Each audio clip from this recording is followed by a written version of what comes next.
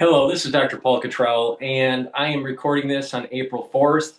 We're going to go over mostly the news about the downing of the F-15.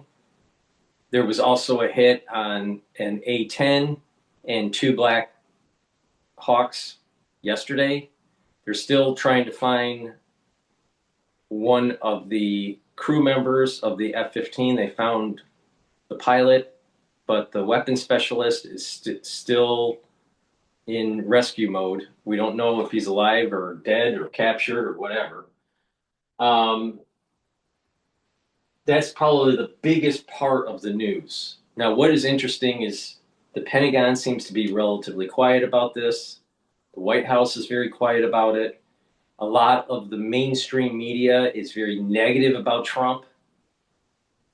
So we're going to do a survey of the landscape of the news on that particular subject. Maybe there'll be something breaking, you never know. But please help support the work that I do. All these videos are for free. Make sure you subscribe. Ask your social media to follow me.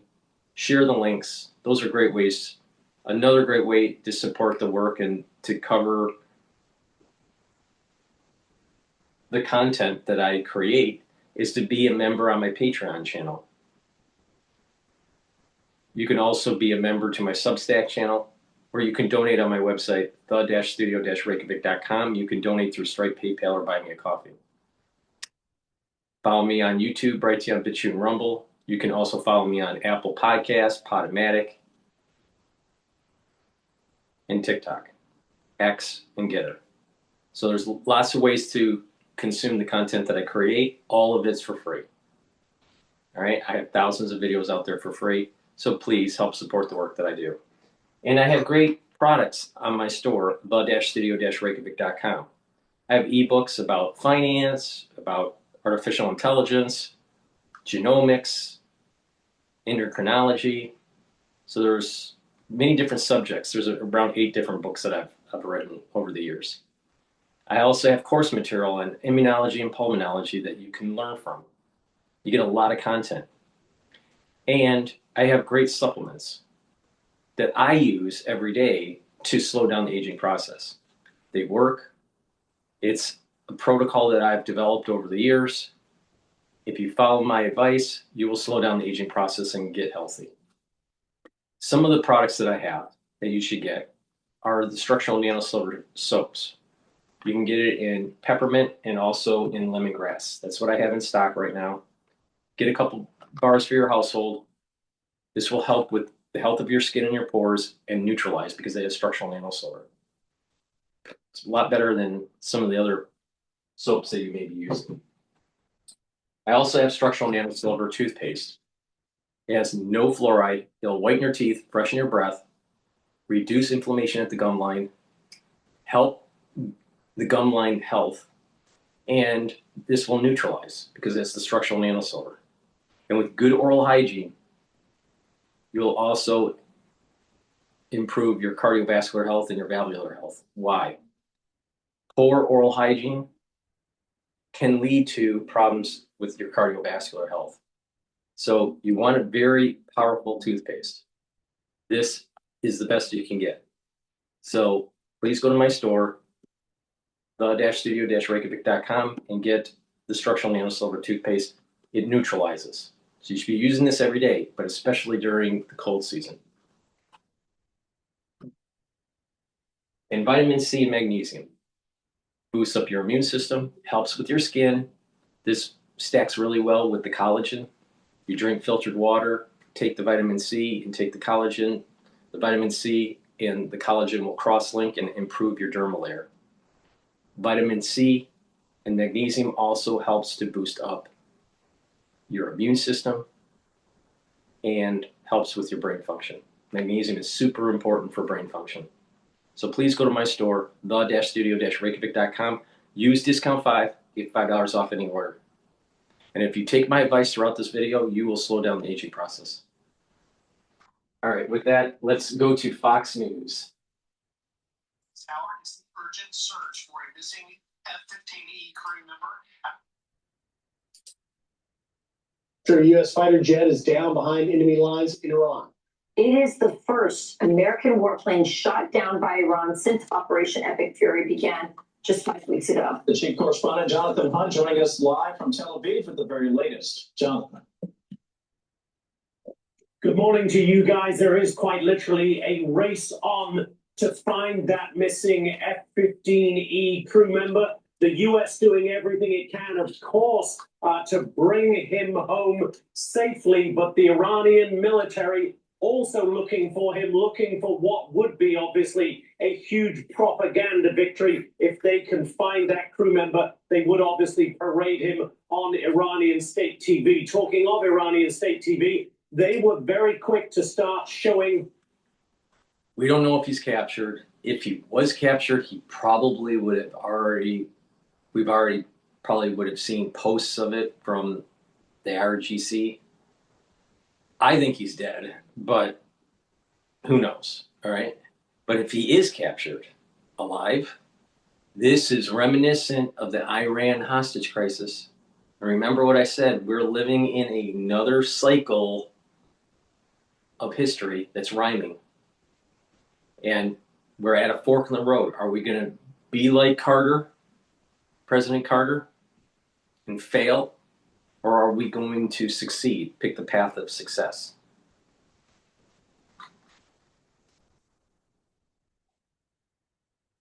Pictures of the wreckage of that F-15E and one of the ejector seats with remnants of a parachute found near where it came down. That was in the southwest of Iran, a pretty remote area.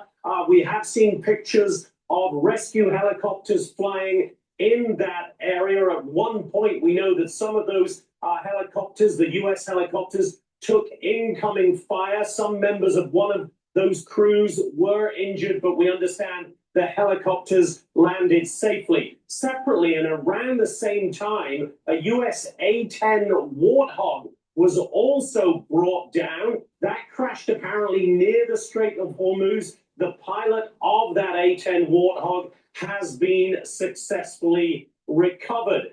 Meantime, strikes against Iran continue.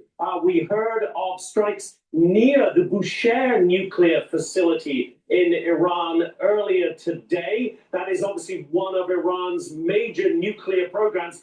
We don't know the precise target of those. We are hearing from Iranian state TV that one security guard was killed. And Iran continues to hit back. Just a short time ago, here we got the alerts that there was an incoming missile from Iran headed towards central Tel Aviv. That had turned out to be one of those cluster munitions, and there was at least one impact in the Tel Aviv area. We understand there are some injuries. We're working to get more detail on that. Back to you guys.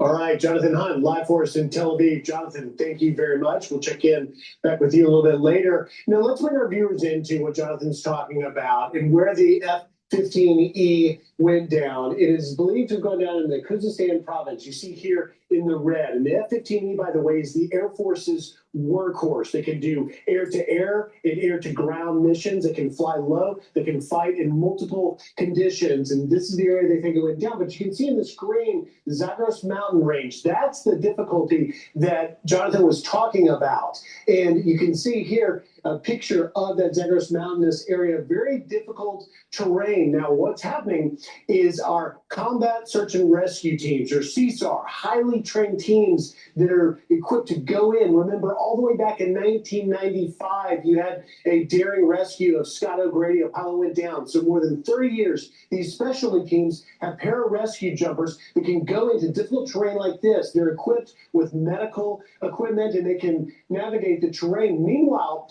all pilots in this F-15E crew would have had SEER training, survival, evasion, resistance, escape. That is equipping them to take cover, to hide for possibly long periods of time. And just a wider look at the area, you can see that in that Zagros belt, it is very oil rich. The green area is the Arabian-Iranian basin. And of course, the Zagros plays a large part. You can see in the red supergiant oil fields, they have that, and of course, all that oil wanting to come out of that Strait of Hormuz. The Strait, by the way, is where that A-10 Warthog was believed to have gone down. That pilot, okay, but guys, the clock is ticking. It's been more than 24 hours now. That weapons systems officer, that's the guy that rides in the back, that is believed to be somewhere in that area, and teams are working to get him. But these CSAR teams, these search and rescue teams, are the best of the best. And so there's hope that they will be able to recover him. He obviously has beacons and technology that would direct our CSAR teams to him. We just need to get him.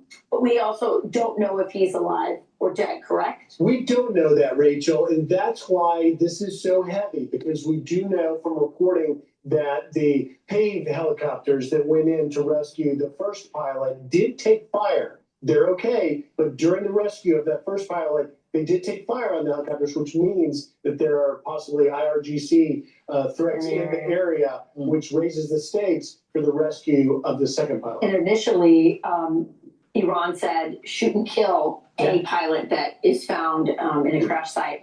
And now they're saying no, capture them. And bring them to the cops. Yeah, I'm just curious, is it, as we go deeper in terms of the time, is that encouraging or discouraging, do you imagine, the fact that we still don't have definitive evidence of the passing or of life? Yeah, I don't know. I mean, I have to imagine, listen, I've been thinking about this since it happened because it's just tragic.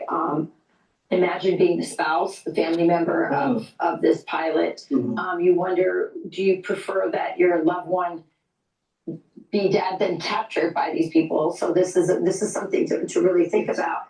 I'm just curious what shot it down, because PDX had said we had air superiority over there. Was this shot down by, from the ground, from somebody, So I think that's a really important point, Rachel, and we'll ask our military experts later throughout the show, were we not as air superior as we were told we thought we were, because something shot the plane down. But to your point, Kevin, every second counts in a moment like this. The longer that weapons systems officer is trying to survive and not be captured, the stakes get higher and higher. But it's also worth noting that these pilots and this SEER training, this survival and evasion training is very, very specific, and they are trained even in the mountainous region to survive long periods of time because of the time it may take the rescue crews to get to them. How does this affect the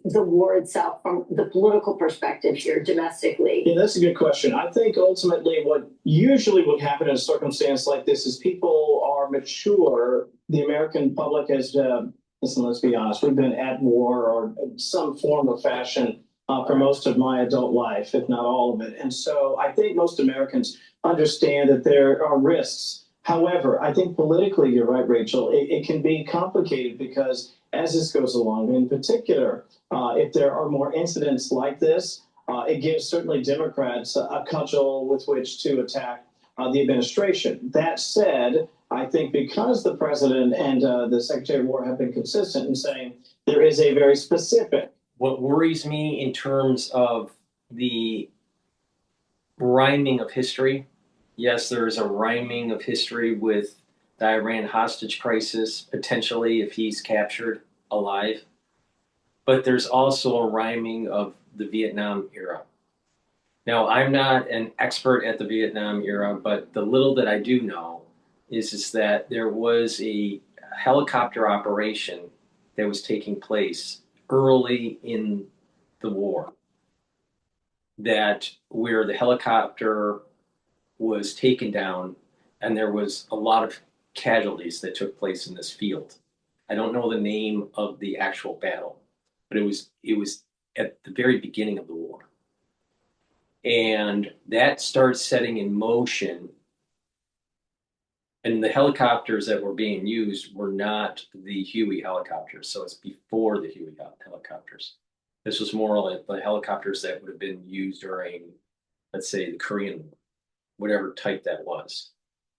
But the point here that I'm making is that there was this realization that the ground offensive was going to be a lot harder than anticipated in Vietnam.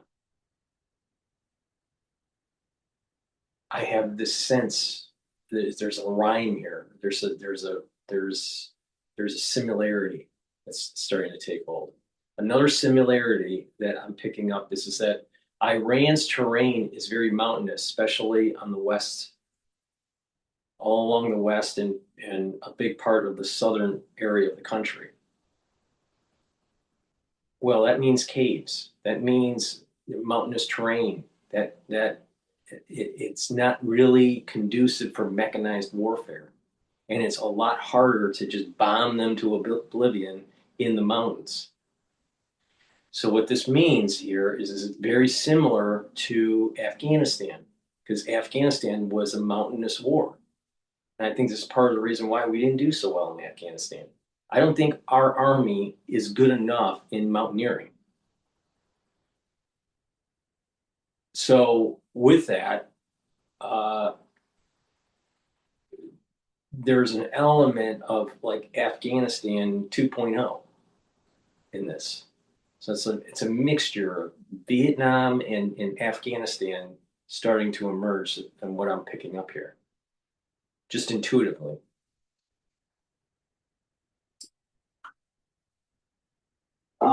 Motivation here, there's a very specific mission here.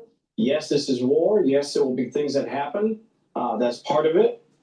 As I heard Paul Morrow say yesterday, listen, the enemy gets a say in this too. So I do think that there will be some political risk here, especially as things like this do happen. But I think ultimately, as long as the president stands by his word, which is there's a specific timeline, there's a specific mission here. If he does that, the American people, I think, will give him that leeway. Want even more Fox News on YouTube? Become a Fox News Patriot today. Click join to find out how. We're going to go to live now about airstrikes hit near Iranian nuclear facility after U.S. warplane shot down. Please go to my store, the-studio-reykjavik.com. Get the Boomer Boost. This has 68 nutrients. It's a very comprehensive compound pork profile. I take this every day. This is a month supply. You mix it with soft foods like hummus or yogurt or applesauce. You can also mix it in a smoothie or just with milk or just with filtered water, but take it every day. This will help many different systems in your body. So you get the most bang for your buck by taking this every day. This will help with brain function, allow you to sleep better. It'll improve your memory. You'll be able to concentrate better. It'll also help with musculature, especially if you're doing resistance training. It will help with your immune system and your endocrine system, boost them up. It'll help with your cardiovascular health. It'll rev up your energy levels and increase your cellular metabolism. So you're going to get leaner and you're going to have lots of energy, and it's going to be a steady burn of energy, no spiking. So if you want to improve your health, please go to my store and start with the Boomer Boost. Very high quality, and it works. And if you are someone that gets headaches regularly, you will also notice that your headaches will diminish. The prevalence of the headaches and the severity of the headache will go down. So the prevalence will go down, the severity of the headache will go down. So please go to my store, the-studio-reykjavik.com, and get the Boomer Boost.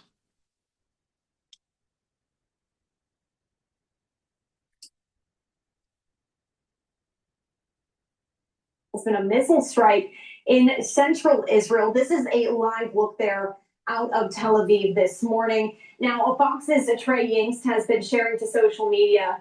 He says cluster munition, many smaller explosions across the center of Tel Aviv. And he also says this, more ballistic missile launches detected, sirens expected soon in central Israel, as once again, you are taking that live look there out of Tel Aviv. Now, I do want to transition to some other news here out of the Middle East. We brought this to you just a short time ago. New this morning, an Iranian nuclear facility has been struck for the fourth time. So the Atomic Energy Organization of Iran said in a social media post today that apart from killing a guard, the airstrike also damaged a support building. The International Atomic Energy Agency posted on social media that, quote, no increase and radiation levels was reported following the strike. The nuclear power plant uses low-enriched uranium from Russia, along with Russian technicians, to supply about 1,000 megawatts of power for Iran. Its pressurized water reactor can power hundreds of thousands of homes and other businesses and industries, but it contributes only 1 to 2% of Iran's total power needs. Iran has been trying to expand the facility to multiple reactors. In 2019, it began a project that ultimately plans to add 2 additional reactors to the site, each adding another 1,000 megawatts apiece. We also heard from the Iranian foreign minister this morning on social media that radioactive fallout from further attacks on the nuclear power plant would have disastrous repercussions in regional capitals, not Tehran. He accused Western governments of remaining silent regarding repeated attacks on the plant located some 465 miles south of Iran's capital. So we wanted to share that news here with you. We also continue to follow this story that we first brought to you just yesterday after we learned that Iran shot down 2 U.S. military planes in separate attacks yesterday, with 1 service member rescued and at least 1 missing. It was the first time U.S. aircraft have been downed in the conflict, and came just 2 days after President Trump said in that national address we just played for you here that the U.S. has, quote, beaten and completely decimated Iran and was, quote, going to finish the job, and we're going to finish it very fast. Now, according to the Associated Press, in a brief telephone interview yesterday, President Trump declined to discuss the search and rescue effort. He was asked if it would impact negotiations with Iran, and he said, quote, no, not at all. No, it's war. Now, this also coming here after this post to Truth Social on Thursday from President Trump, warning that the U.S. military had not, quote, even started destroying what's left in Iran. President Trump said bridges would be next, then electric power plants. He added that new regime leadership knows what has to be done. Now, during that address, again, from Wednesday night, President Trump said the U.S. will hit Iran extremely hard over the next 2 to 3 weeks. TurboTax locations are now open in your neighborhood. So, hand off your taxes to an expert today. Now, local experts do your taxes with 100% accuracy. We're going to go to Al Jazeera here. What will be of interest and what they expect to see on Black Day 6. So that coordination continues as damaged U.S. aircraft, specifically low-flying U.S. aircraft, such as helicopters, for instance, during the rescue. Welcome to the Global News Pod. As well as fighter jets when during the bombing campaigns, and therefore it makes it, of course, it contradicts the narrative that is put forward by the United States, and now we have a visible example that Iran still has the capability to target and successfully shoot down U.S. aircraft.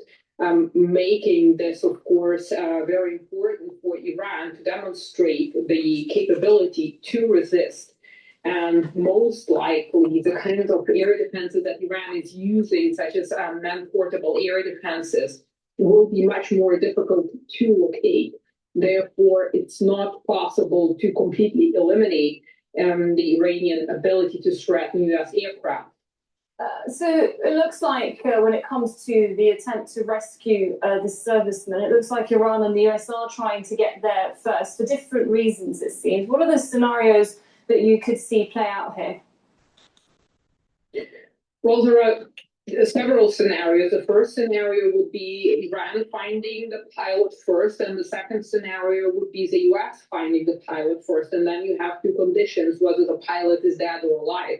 It seems like the pilot is still alive, and therefore it would be expected, given the fact that the U.S. and crew members and special forces undergo survival, evasion, resistance, and escape training, that he will try to blend with the terrain and to survive as long as possible, to make it possible for the U.S. crews to locate him and to rescue him. But then again, you have the contradiction of if he hides well and conceals his location, because the U.S. is operating from the air, it needs constant intelligence and surveillance in order to be able to locate him. Besides, some reports indicate that the pilot doesn't speak Persian, which means that it will be difficult for him to negotiate with the Iranians should he be captured by civilians, or should he be found by civilians. And therefore, it's a race for time because right now we have this critical window of up to 72 hours where both sides are trying to get hold of the pilot for both military and political purposes. And Trump has previously mocked former US President Jimmy Carter's legacy for multiple reasons, and that includes Operation Eagle Claw back in 1980, a failed rescue operation effectively whereby 8 servicemen were killed, and that was while trying to rescue American hostages. Does he now risk the tables turning on him, so to speak, over this missing crew member, and if this were to happen again? To a certain extent, this is the irony of history repeating itself. Of course, it is risky, as I said before, because Iran still retains the capability to target U.S. aircraft. And even locating the pilot doesn't necessarily mean it will be easy to extract him. So the operation is very risky. And generally speaking, doctrinally, you wouldn't want to lose more personnel by trying to save one person. So yes, it could potentially escalate if the rescue aircraft is shot down by the Iranian side. So we could see a repeat here. Right now, it's still too difficult to judge what is going to happen. But what we need to understand is that it's dangerous to underestimate the capabilities that the Iranian military and the Islamic Revolutionary Guard still have.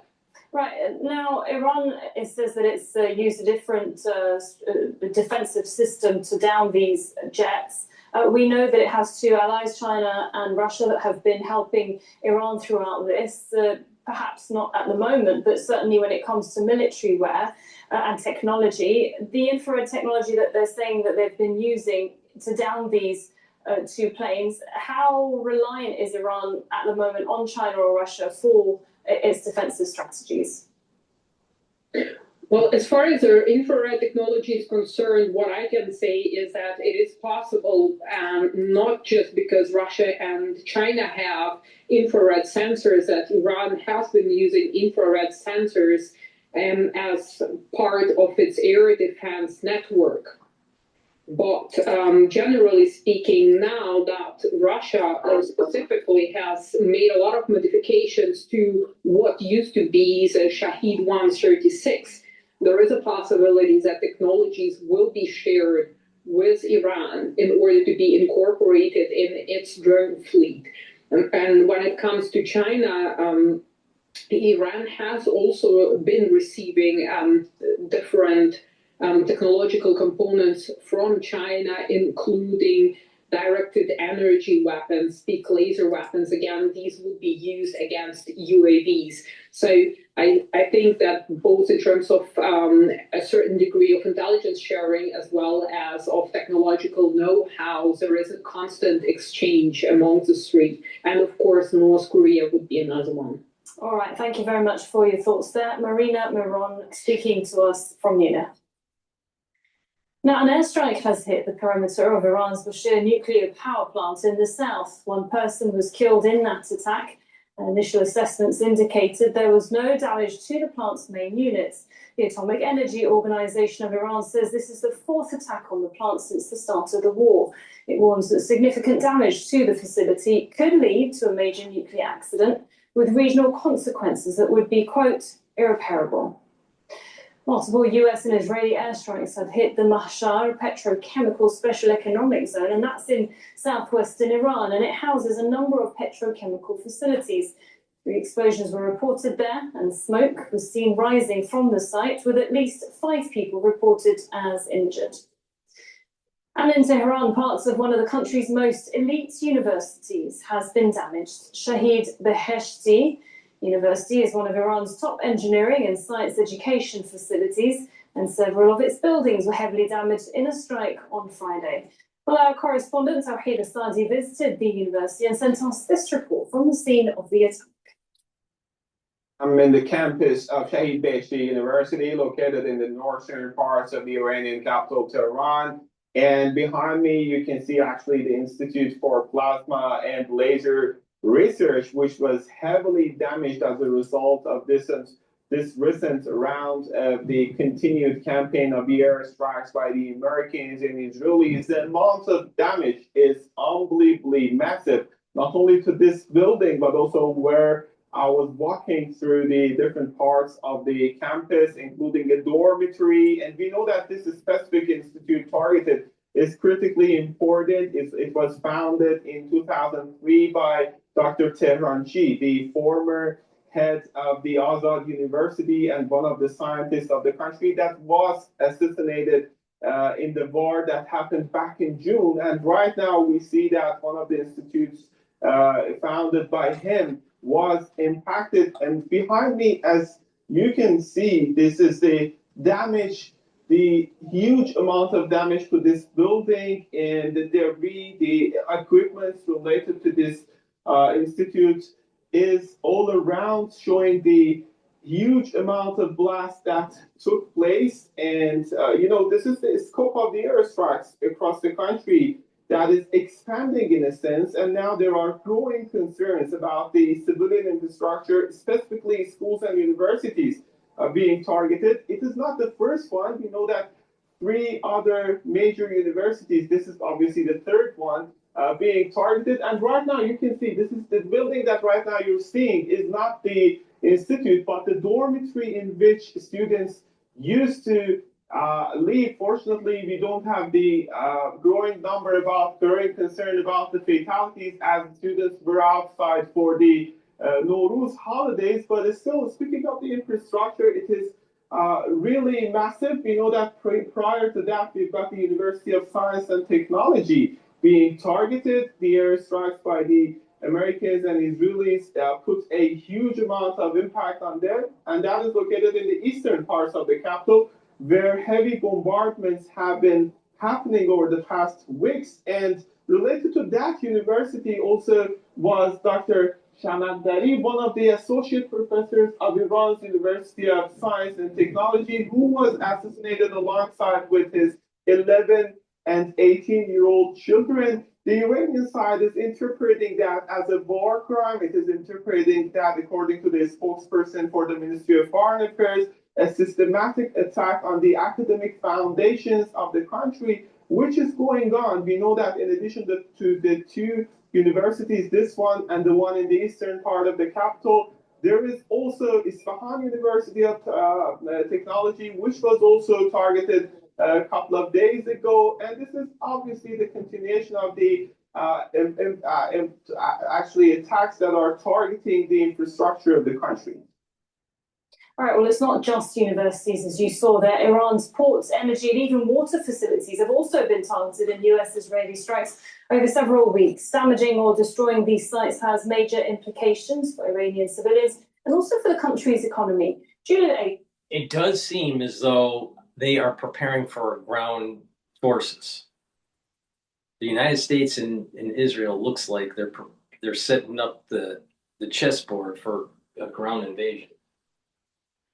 Please go to my store, the-studio-reykjavik.com, and get the lozenges and drops. We're going into the allergy season. It's really important to mitigate those allergies right away. Orange Splash, vitamin C, with structural nail silver, Manuka honey with structural nail silver, and the drops. You can get it in cherry flavor, honey and lemon, and also in blueberry. All made from structural nail silver. This is going to help to improve your oral cavity and neutralize and maintain a barrier for your oral pharynx. That's super important to reduce allergies and also to mitigate anything during the cold season. So please go to my store, the-studio-reykjavik.com, get the drops and the lozenges, be prepared. The moment you have that throat irritation, take it right away. And let's say you're doing spring cleaning and it's really dusty. Use these, and this will create that barrier so you don't get sick, right? It's really important. They're very effective. So please go to my store and get a few bags of the drops and the lozenges. Very effective, and has the structural nail silver in it. All right, let's go to, I want to go to BBC talking about the Strait of Hormuz. Welcome to the Global News Podcast on YouTube. Hello, I'm Jeanette Jalil, and with me is our world news correspondent, Joe Inwood. So, Joe, let's talk today about the crucial oil and gas route Strait of Hormuz, which has been blockaded by Iran since the war began more than a month ago. Now, that's caused energy prices to surge, but in recent days, we have started to see more ships getting through. Yeah, Jeanette, I think since the start of this, the phrase we've used is a sort of a blockade or a closure of the strait. But actually, that's not technically accurate because a small number of ships have been getting through. What they all have in common, for the most part, is that they are linked either to the Iranians, obviously, or to other countries that are deemed to be non-hostile. So there's some connected to India, some connected to Pakistan, some connected to Greece as well. Greece was a huge player in the shipping market, and of course China, who are a big Iranian ally.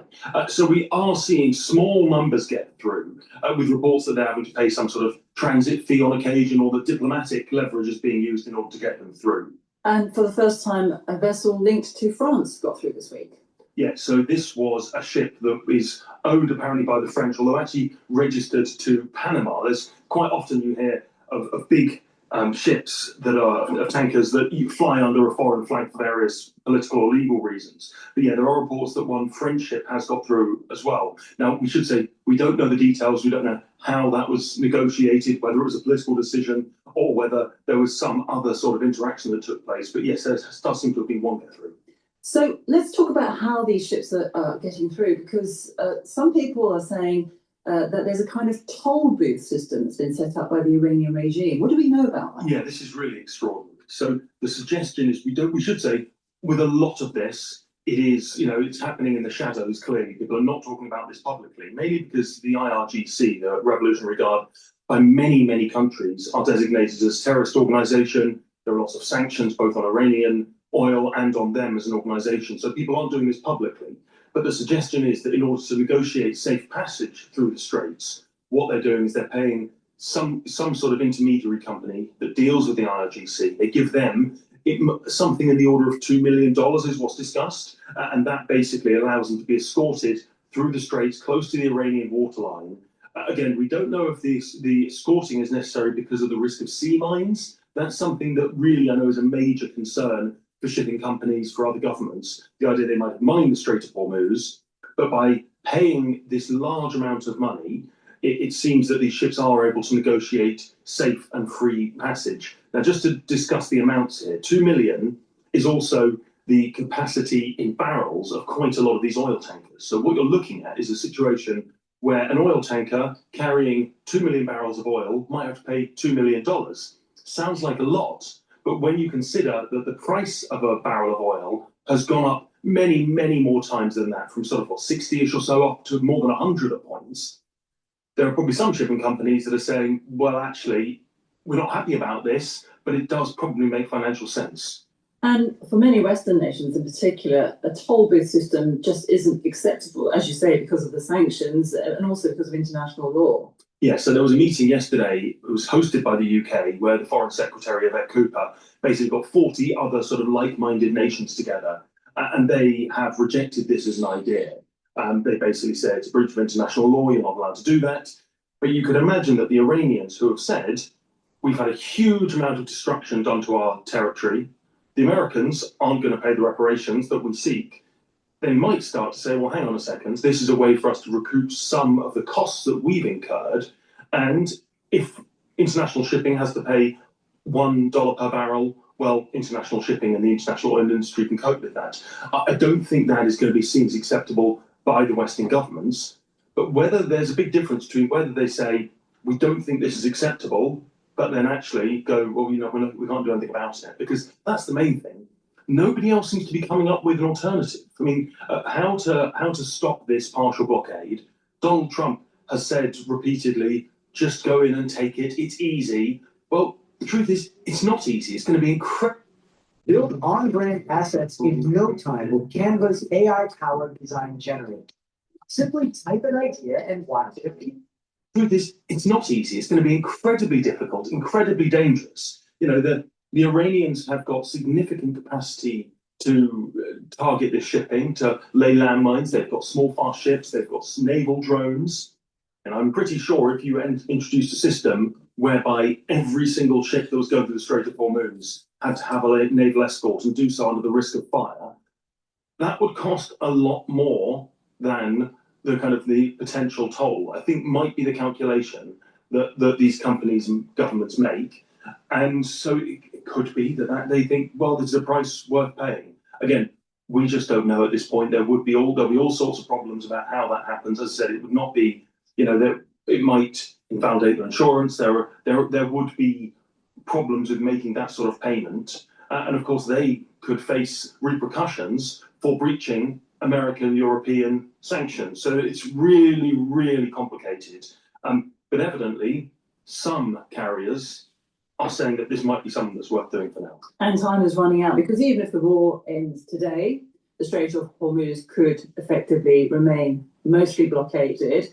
And if it does, that could have devastating consequences for many poorer nations between Africa and Asia. We're already seeing it. Just to use as an example, Pakistan, who I mentioned before. Now, Pakistan are very much considered to be a kind of a friendly nation by the Iranians. They're the ones who have said they're happy to host talks. They're trying to convene other influential regional states. They have just put up the price of their diesel by about 50%. Now, that is going to have a devastating consequence for small businesses. I mean, we've seen footage of row upon row upon row of, blokes on motorbikes queuing up to get petrol, only putting tiny bits in. These are people who are not wealthy, do not have a huge amount of disposable income, and probably cannot take the idea that the cost of running their motorbike has nearly doubled. So yeah, and of course, not just that, you've got fertilizer, which is going to have a huge consequence for Africa. You've got jet fuel, that's having a global impact. This is not just about oil and gas. It's about a huge range of things. And as you say, that will have serious consequences for large parts of the world and the developing world especially. And let's not forget the crews that are stuck on these ships, have been stuck there for weeks now, some of them with supplies running low. Yeah, there's thousands, tens of thousands maybe, of people sitting on these ships, mostly young men, lots of them from the developing world, who are going to be trapped in increasingly difficult positions. We've had some accounts sent into the BBC or some work done by our colleagues online, talking to them, talking to the captains, talking to the crews, and they paint an increasingly desperate picture. I mean, firstly, there's the concern around being under fire. We have seen some tankers that have been hit, and that is, that's a real risk, and it's really concerning and presumably very stressful for them and for their families. But then also, how are they going to get resupplied? They might have, you don't travel with an infinite, larder on your ship. They're going to be down to a few weeks, maybe a couple of months worth of food. We've heard talk about rationing, and of just an increasingly difficult and stressful and potentially dangerous life for these people who, once again, this isn't, we are not talking about people who are, living a life of luxury or wealthy people. These are, often, poor working sailors from the developing world who are being forced to endure really difficult situations as a consequence of a war that they had no part in starting, but are the victims of. Thanks very much, Joe. That was the BBC's Joe Inwood joining me tonight. The international community should not put up with having to pay a toll to Iran. But our military should have secured the strait by now. I really believe that. Please go to my store, the-studio-reykjavik.com, and get the magnesium and zinc. This will help to boost up your immune system and help with brain function. Magnesium is super important for brain function. Too many people do not take enough magnesium in their supplementation. It's really important to take. Go to my store and get the magnesium and zinc. And it's dual purpose. It'll help with your brain function and help with your immune system. Another great stack to take is the ashwagandha root with the lignans. What this will do is it'll help with your immune system, your endocrine system, your cardiovascular system, and brain function. Why? Because it's soaking up free radicals, it's bringing down inflammation. Ashwagandha root will help with bringing down that inflammation. It helps to control cortisol levels. All right. See, a lot of people don't realize that when you have chronic levels of cortisol, it starts to do damage to your organs, your tissues, and suppresses your immune system. So if you control the cortisol, the high levels of cortisol, what you're actually doing is improving your immune system and allowing your body to heal. It also will help to control your blood glucose levels. So it's reducing that inflammatory response at the vascular level. So that's really important for your vascular system and for your brain function. Now, lignans soaks up free radicals, brings down inflammation, and will also help with the brain function, the cardiovascular system, and the immune system. So stack these together, you get the max benefit. It's really important. You can also stack it with the turmeric that will soak up free radicals and bring down inflammation. Please go to my store, the-studio-reykjavik.com, and get the great supplements that I offer. Stack them the way I'm telling you to get the max benefit to slow down the aging process.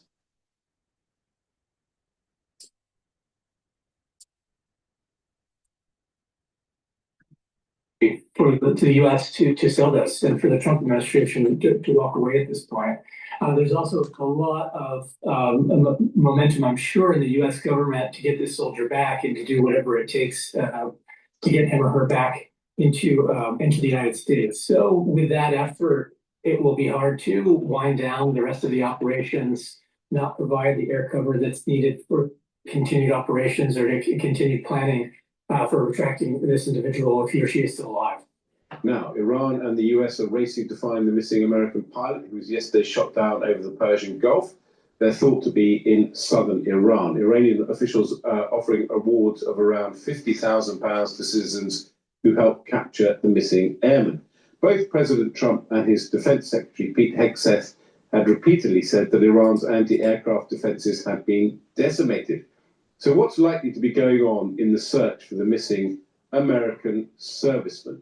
Well, let's ask Mark Gustafsson, now a Senior Director of Analysis at Eurasia Group. But for 2 decades, Mark Gustafsson was on the National Security and Intelligence beat. He served in the White House under President Obama. He served in President Trump's administrations twice and President Biden's. He's been the head of the White House Situation Room, the White House Chief of Intelligence, and spent 15 years at the CIA as well. Welcome to the show, Mark Gustafsson.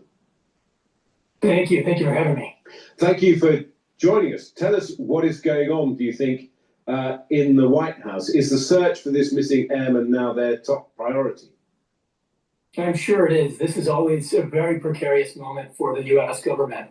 The Situation Room, I imagine, has been working around the clock all through the night last night, trying to locate and put together operations to rescue this soldier wherever he or she might be.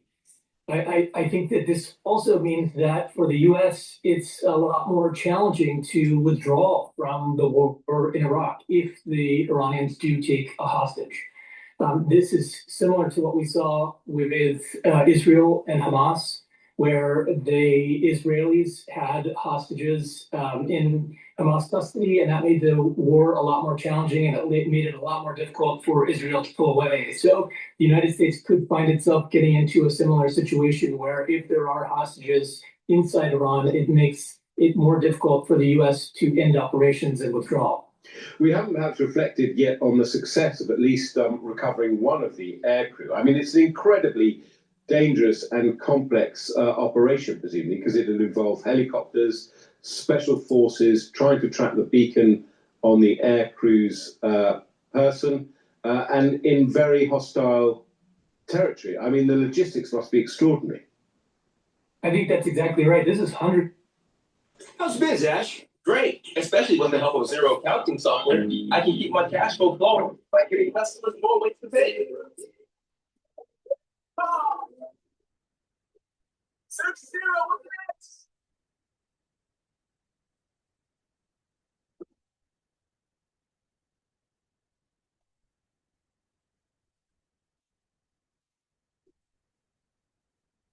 I think that's exactly right. This is hundreds of miles inside Iranian territory.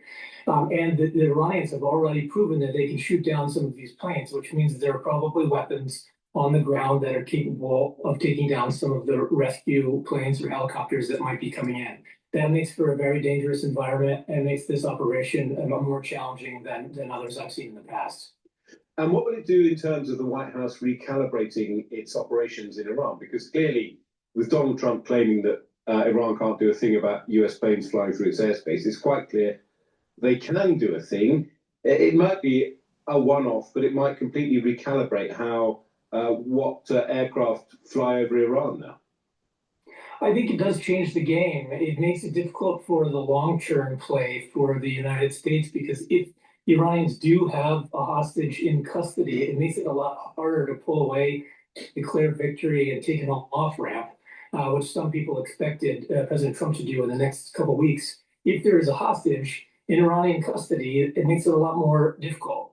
And then in terms of additional operations and the offensive plan to continue to strike targets across Iran, the U.S. military is going to be more hesitant to do that now that they've already lost a plane.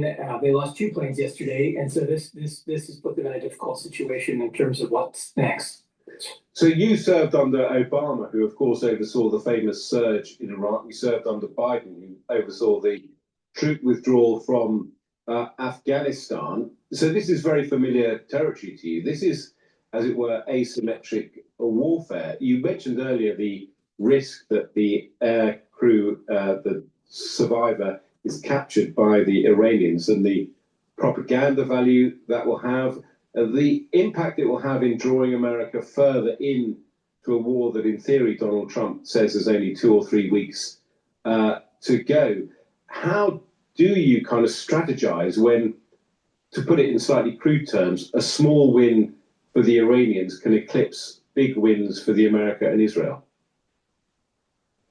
I think that's right. It makes the PR strategy for the United States a lot more difficult because it's harder to declare victory, leave Iran and say that you finished the job if there's still an American hostage that's in Iranian custody. So yeah, it'll be challenging for the U.S. to sell this and for the Trump administration to walk away at this point. There's also a lot of momentum, I'm sure, in the U.S. government to get this soldier back and to do whatever it takes to get him or her back into the United States. So with that effort, it will be hard to wind down the rest of the operations, not provide the air cover that's needed for continued operations or to continue planning for retracting this individual if he or she is still alive. Are you surprised by the Iranian resilience? I mean, we know that the Americans and the Israelis seem able to take out very senior leadership in Iran almost at will. It's quite clear that they've penetrated quite a lot of the higher echelons of the Iranian armed services and security services. They are obviously able to take out the main infrastructure that any nation would rely on to fight a war, and yet still Iran is able to close the Strait of Hormuz. It's still able to bring down a US fighter jet. It's quite clear that a land operation would be fraught with difficulty. How have the Iranians managed to kind of resist this overwhelming pressure for so long? Having watched this for many years, there are a few things that have surprised me, and I think the Iranians have been more resilient than I expected in some ways. The first is the full-on attack on the Gulf states, neighboring Iran, I think surprised a lot of people in the security establishment because Iran is a partner with some of these countries, trades with some of these countries. So the idea that there would be a full-on onslaught of missiles and drones into these countries, I think took some folks by surprise. The second part that I think has been challenging is that the U.S. military has struggled to destroy the stockpile of missiles and drones across the country. I think that these missiles and drones are buried in rock and granite, very hard to get to. Even if they do destroy them, the Iranians can sometimes dig them out and use the drones and missiles just weeks later. But I think that these missiles and drones have been more dispersed across the country than some of the folks expected them to be. And then Iran's will to fight after losing probably 40 to 50 of its senior most leaders within the IRGC and within the political establishment after the decapitation strike against the supreme leader. I think it was surprising how quickly they were able to respond and how much structure they had around their response in the days after that strike occurred. So yes, I do think that they've put up a bigger fight and have been more organized than a lot of people expected. And of course, that immediately makes one think about the boots on the ground strategy. I mean, it seems inevitable that President Trump will launch some sort of ground invasion. Karg Island is the obvious target, not a ground invasion, as it were, of the mainland of Iran. But again, it's not going to be, it's a frivolous phrase, a walk in the park, but you know what I mean. It is not going to be as easy as perhaps some people thought it might have been. No, it's not going to be easy. Getting through the Strait of Hormuz right now with the Navy ships and the Marine ships that have just arrived and are on the way is going to be very dangerous if they attempt to do that. And there are a lot of cruise missiles, ballistic missiles along the coast. The straits have been mined, and they probably will continue to try to mine them. And so this will be quite a challenge for the U.S. Marines and the U.S. Navy just to get in there. My expectation in seeing the numbers that have been moved in and the number of Marines they have and the ships that are arriving, and a lot of them still will not arrive for another two weeks plus. I don't expect any activity or any moves against Karg Island, any of the other islands or the coastal areas for at least a month, given the numbers that they have now. So I think we're in this for the long haul.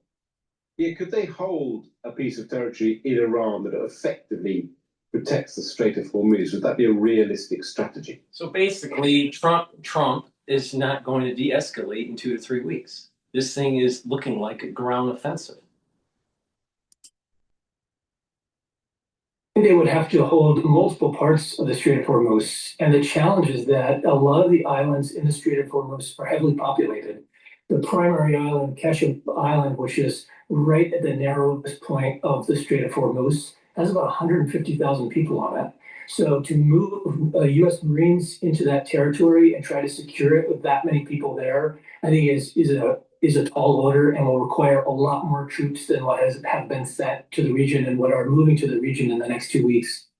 Given everything that we've seen and everything that you've seen in your long career, I mean, the parallels with Iraq are very similar in some ways, which is you go in with a lightly armed force to take out the regime and you assume that good things will follow. You find out you're going to be there for 20 years trying to stabilize the country. This is not a presidency that necessarily thinks deeply and strategically, but as objectively as you can, this could be a multi-year commitment by successive American administrations. It could last a while. Yeah, this is similar to Iraq in some ways and different in others. I think that the key difference now, and one of the things that's tempting for this administration and others, is that there are a lot of U.S. capabilities with AI, other technologies, drone surveillance, things like that, that probably give the U.S. military more confidence about its ability to launch an operation and fight a war remotely without putting boots on the ground. And that's a key difference between Iraq and this war. And it's a test because the U.S. hasn't fought a war at this scale remotely and with these kinds of tools before. And I think there are a lot of folks who are watching to see how that'll play out. Brilliant. Well, thank you so much for coming on the show. That's Mark Gustafsson, now the Senior Director of Analysis at Eurasia Group, and who formerly held an array of key security and intelligence roles at the White House and with the CIA. All right. We're going to go to Fox News here. About Iran's internet blackout stretches past 1 month.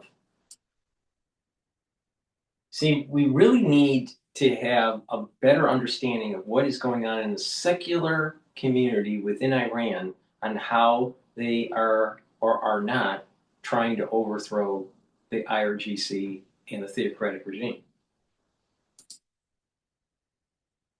The internet shutdown has been going on for over a month with connectivity about just 1% of normal levels. The senior Israeli intelligence official telling Fox News this is a blackout on truth. The regime is hiding reality from its own people. They don't want the Iranian people to see how badly they're getting hit.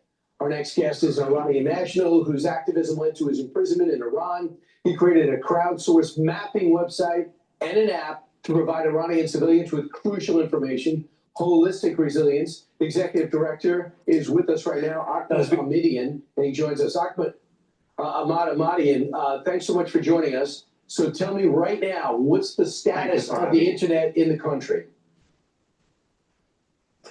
So thank you for having me on the show. It's been more than 33 days that there has been a total internet blackout in Iran, and the only way that internet connectivity existed in Iran and the information that is coming out of Iran is the few number, like, tens of thousands of Starlink devices that are inside the country, and some of the VPNs, when there is any international connectivity with the Iranian internet, they might work. But the only one that the government has not been able to shut down and cut off has been the tens of thousands of Starlink devices in Iran, that the number, might exceed more than 50,000 numbers. But that's still among the number of population, which is 92 million of the people. This is 0.1% of the population, and 99.9% of the people are still disconnected from the internet. So what can we do cyber-wise to get the internet on there? We know they're putting themselves on national television every day for the people to see. Well, the solution is Starlink at the moment. This is something that the government cannot shut down, and the question is, how can we put more more Starlink devices in the hands of people inside the country? People, bravely inside the country, they managed to get the Starlink devices to the country. The price has been always a hurdle, but thank you to President Trump, earlier in this January, the subscriptions were waived, but the cost of the Starlink devices are still so high. But people smuggled them inside the country. The prices in multiples of the thousands of dollars inside the country. But they are managing to establish a government-independent internet infrastructure that they cannot shut it down. So what's the deal? What is the situation like in the country? Many are surprised there hasn't been more uprising. Well, people are seeing the weakening of the repression apparatus of the regime. As we saw, in the early days of the war, Operation Epic Fury, the IRGC bases were being targeted, the besieged, centers, the militia centers, and the checkpoints in the streets are being targeted. People are waiting to, they see this as an opportunity, but it's still, they need to be connected. They need to be mobilized. And then, once the day comes, they can mobilize and come out and take out this regime and finish the job, because you can bomb the regime's repression apparatus, but if you want to finish the job, you have to empower the people who are inside the country to take out this regime. And for that, they need empowerment through the connectivity, especially with the American genius and big technology that has been the number one enemy of this the government. So they can mobilize, they can coordinate. I guess there's legitimate fear. If you're caught with a Starlink, you're going to be killed, right? Yes, but despite of that, if you go on the street, if you do a protest, you're also going to be killed. We saw it in a month and a half ago. People went to the streets, for the normal demands, and they faced a massacre by the regime security forces. 30 to 40,000 of them were killed. So, if this is a lifeline for many people, and it has been in the past, the satellite TVs were also illegal in Iran, but enough number of people got those devices so the regime could not, go after every single person, and, they flood the zone with Starlink, So flood the zone with Starlink receivers. That could be the answer. So thank you very much, Ahmad. I'm going to have to leave it there. Ahmadi, and thank you very much. I'm Steve Doocy. I'm Brian Kilmeade. And I'm Ainsley Earhart. And click here to subscribe to the Fox News YouTube page to catch our hottest interview. The people in Iran need to start pushing back. Even if there's going to be casualties, they need to fight for their country. If not, maybe the United States shouldn't be there. Knock out the military apparatus, knock out their leadership, and then walk away. The United States should not be fighting for the freedoms of the Iranians if they're not willing to fight for their freedoms. Please go to my store and get the Clarity Factor. Clarity Factor will help to get rid of brain fog, allow you to concentrate, and it will improve your memory and improve your cognition. Over time, what will happen is that your neurons will link up to each other more. You'll have better neural connections. And that will mean that you will be able to think better and have better memory. But not just that, you'll sleep better. So please go to my store, the-studio-reykjavik.com, and get the Clarity Factor. This is a very powerful neurostack. Myotrol will help to reduce atrophy. It helps with the gene expression to build muscle and maintain muscle. This is super important to take if you're male or female, 40 years of age or older. Do some resistance training and take the Myotrol. This will also help to boost up your energy levels because it helps the health of the mitochondria. If you're an athlete, younger or older, you will benefit from taking Myotrol also to improve the strength for your sport. Olive leaf extract is a dual purpose. It helps to boost up the immune system and helps with your cardiovascular system. It brings down inflammation and helps you control your lipid profile. And lastly, a probiotic. You can get it in the powdered form or in the veggie cap form, but a good probiotic is going to improve your gut biome, improve your metabolism, allow you to absorb your nutrients, reduce leaky gut syndrome, boost up your immune system at the gut level. You're going to maintain and build up that mucosal layer. Your IgAs will increase. You'll have better sleep, better brain function, and a better communication to your liver. And your liver helps to detoxify your body and helps to metabolize. So it's really important to get the probiotics that I have, take them, and you'll notice that your overall health is improving, including your skin. Skin health is tied to good gut health. All right. Let's go to France 24. Iran opens to negotiations. This was posted 10 minutes ago. Diplomacy shows signs of progress. Damage to global economy continues. Let's see what they have to say there. Maybe the title is a little misleading. Notable activity in the Strait of Hormuz in the past 24 hours. 3 ships, including one co-owned by Japan, the other by a French company, able to cross safely, according to satellite tracking picked up on the seaway, according to marine traffic data.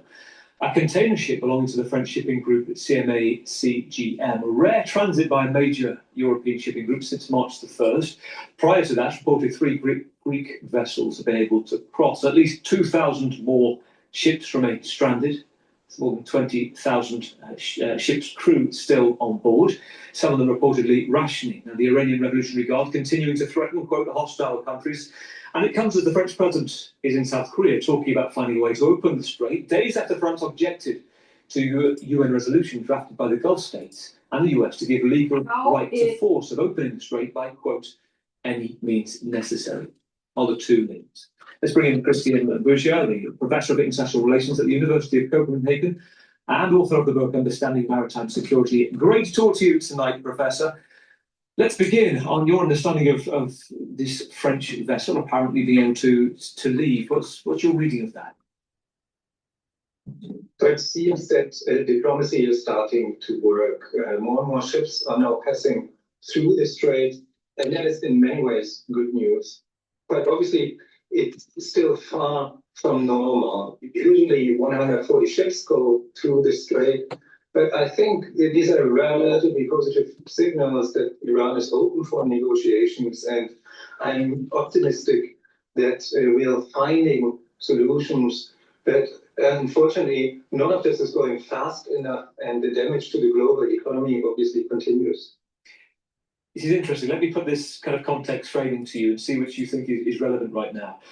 Wednesday, Bahrain drafts a UN resolution that, if agreed, legally authorises all members of the UN to take military action, force any means necessary to keep the Strait of Hormuz open.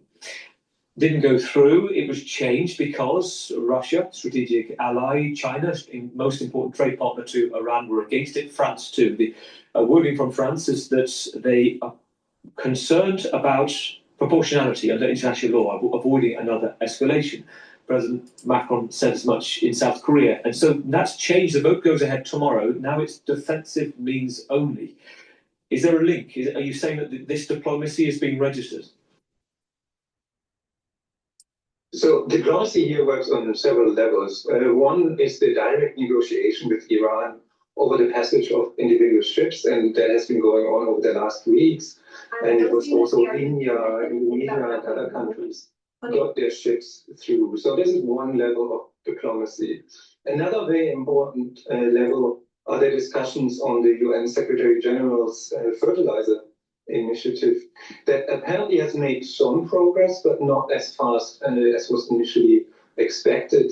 And here the idea is to let ships through that carry fertilizer or humanitarian aid. And Oman has been proposed there as the site where the UN could do verification of vessels and so on. The other layer is the UN Security Council, and Bahrain has put forward an initial Security Council resolution a couple of weeks back, 2817, and that was passed in a historic situation because more than 135 states supported the resolution.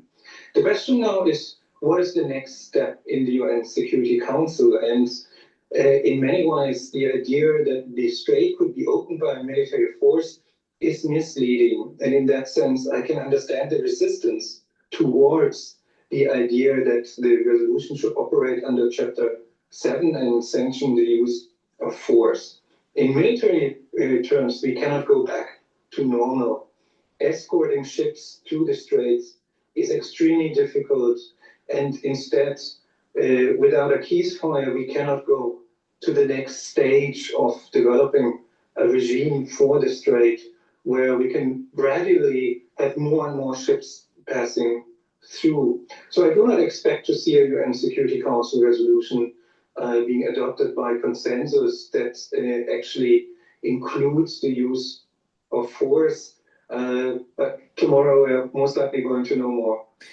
It's very interesting, Professor. So you're saying if there is an agreement at the Security Council, and again the language has changed from, quote, as you talked about, Charter 7 of the UN Charter, which is any means necessary. Again, France was concerned about preemptive strikes, to defensive means, which we don't know, but that would essentially be anything that is targeting the shipping. It could be escorted, and the right to fire back. Are you saying that if that goes ahead, you also don't think that is the most conducive way to actually getting this strait running as it was before?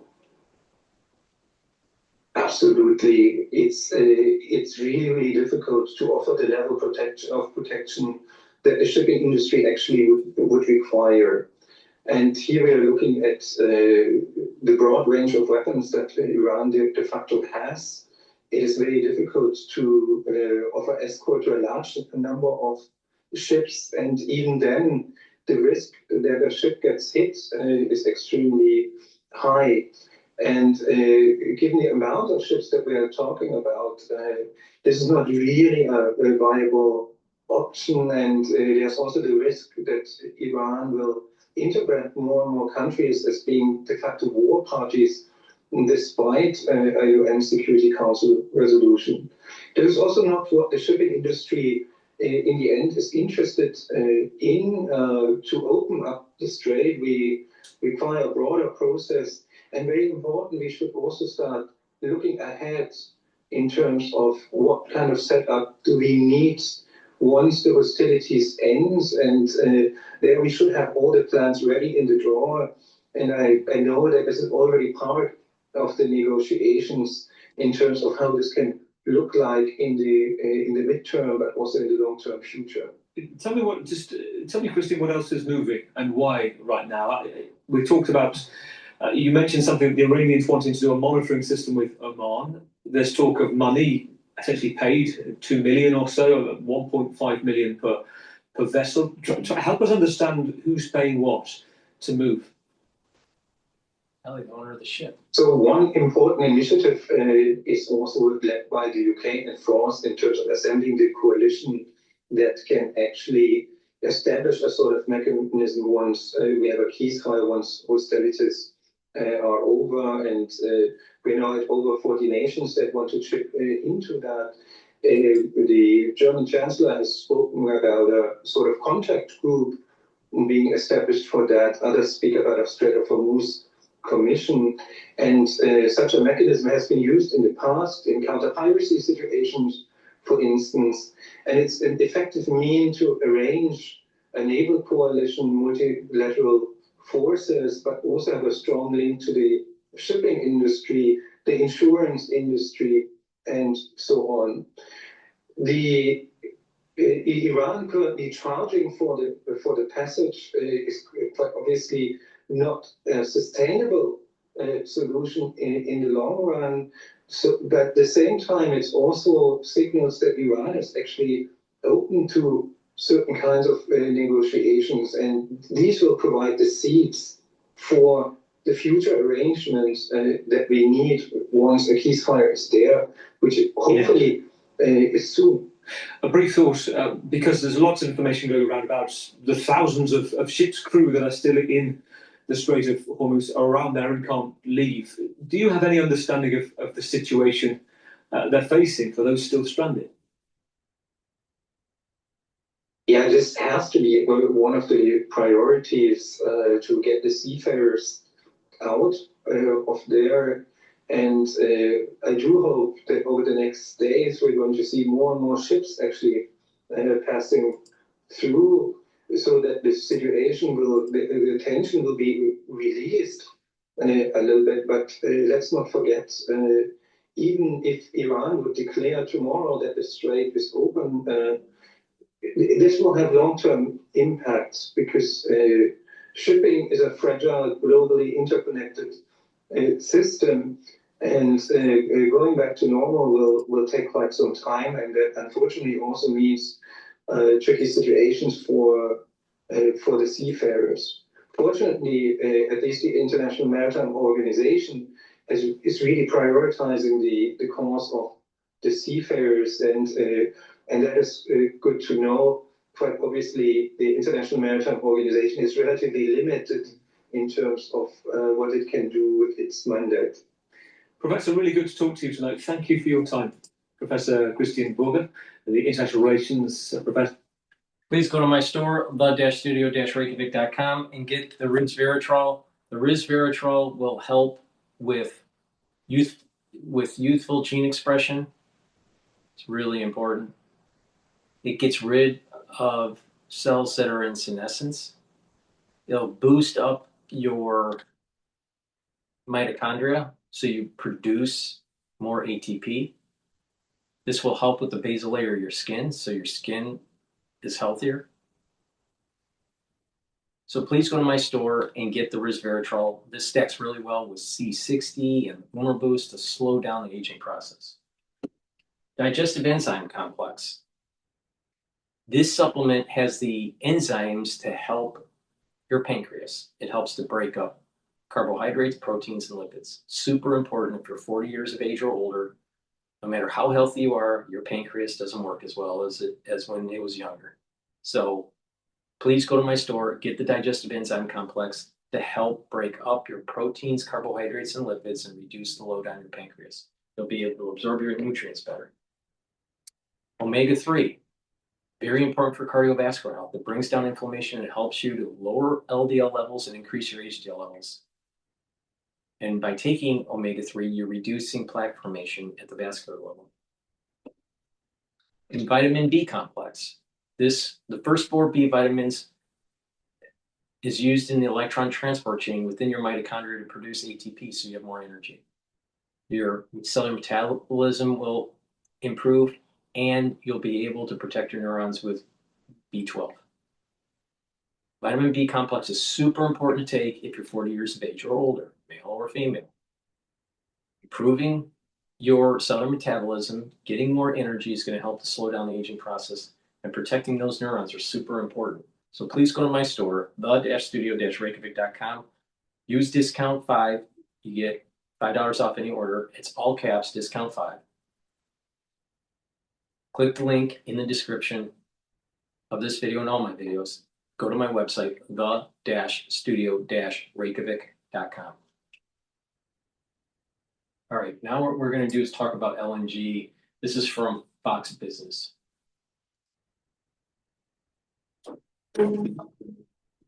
Middle Eastern oil superpowers searching for a way to avoid the dangerous Strait of Hormuz and yet still move crude to the rest of the world. The Financial Times reports today that Middle East officials are now looking to build out a network of crude and liquid natural gas pipelines through Iraq, Jordan, Syria, or Turkey as they weigh the threat that Iran could seize and then totally control the Strait of Hormuz. They are not the only ones trying to protect their energy access through brand new pipelines. Alaska is advancing a proposal for its 800. So why would you be advancing pipelines in Alaska and in the Middle East if you think that the Middle East will be solved in 2 or 3 weeks? In addition, take a look at my previous episode. And I go into detail why there's going to be a world curse on 9/11/2026. And it's going to last all the way through the first week of October of 2027. And the things that are happening are the emergent property of a complex social system based on the activities that we are doing in the Middle East. And there is going to be a curse. Bad things are going to happen around the world for everyone. All right? Now, I've been saying this for a long time, not just last episode. I've been saying this for over 2 years. So now, by advancing the pipelines, that is proving the theory from the professor that I played yesterday. He's an Asian professor, I don't remember his name. But the idea is that the United States is going to fail in the Middle East. But in the end, it's actually the United States will benefit. And the two major superpowers that are going to rise up from this chaotic event that's taking place in the Middle East will be Russia and the United States because of our energy. And this is the reason why the United States is going to amalgamate Mexico, Canada, Greenland, Central America, and the northern part of South America. This is going to be called the Technate. And as we move into this new world order, government and our society will be cybernetic. Now, cybernetic is an older used term back in the 70s, 80s, 90s. In a modern way to describe cybernetics is the use of technology and AI to make decisions, and that there will be a technocratic society, which is not a constitutional republic. All right?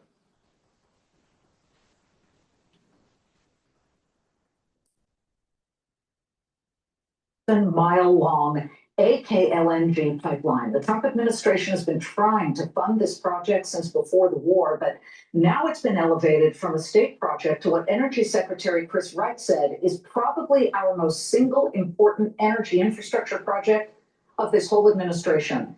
Joining me now is the man who is right there in Alaska running the state, Governor Mike Dunleavy. Governor, thank you for joining us. Glad you're here with us on Good Friday. We appreciate it. Can you give us a sense, because this is privately funded, so it's not using taxpayer money, correct? Correct. It's a privately funded project. It's huge. It'll be the largest project probably ever in the Arctic, and quite possibly the largest in the Pacific for some time to come. And so it's a massive project, 800-mile pipeline, liquefaction plant. And this is really important because what does that mean? It means that we're going to be able to export LNG to Asia. And that will circumvent LNG export from the Middle East. And this is the reason why the Middle Eastern crisis will benefit the United States in the long run, even though we lose the war.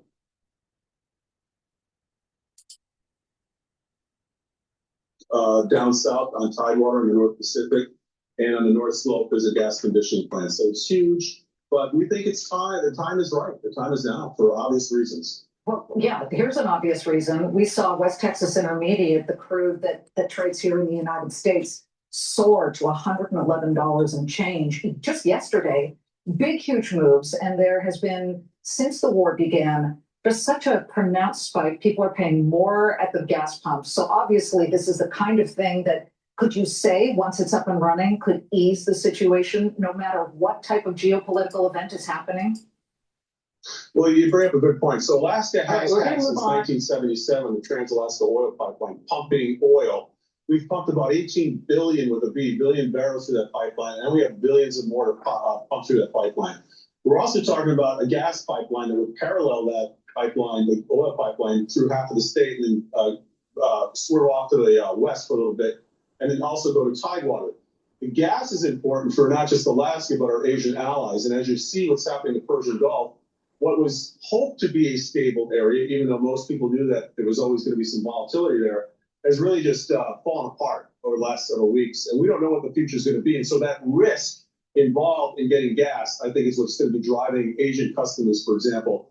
And they are having deeper conversations with the private concern, the Glen Farm, that is spearheading this project for offtakes. And so you're going to see a lot of oil activity. We just had leases in NPRA, in which over 1.3 million acres of oil lease land was had here at a recent auction. And now we've got a gas situation that we think we can help our Asian allies with, since we are by far the closest state to Japan, Korea, and Taiwan. Well, that's obviously a huge part of this entire project. It would really be beneficial to the United States because you're talking about a lot of revenue there. What about tax breaks that you would grant the company that is going to really spearhead this project?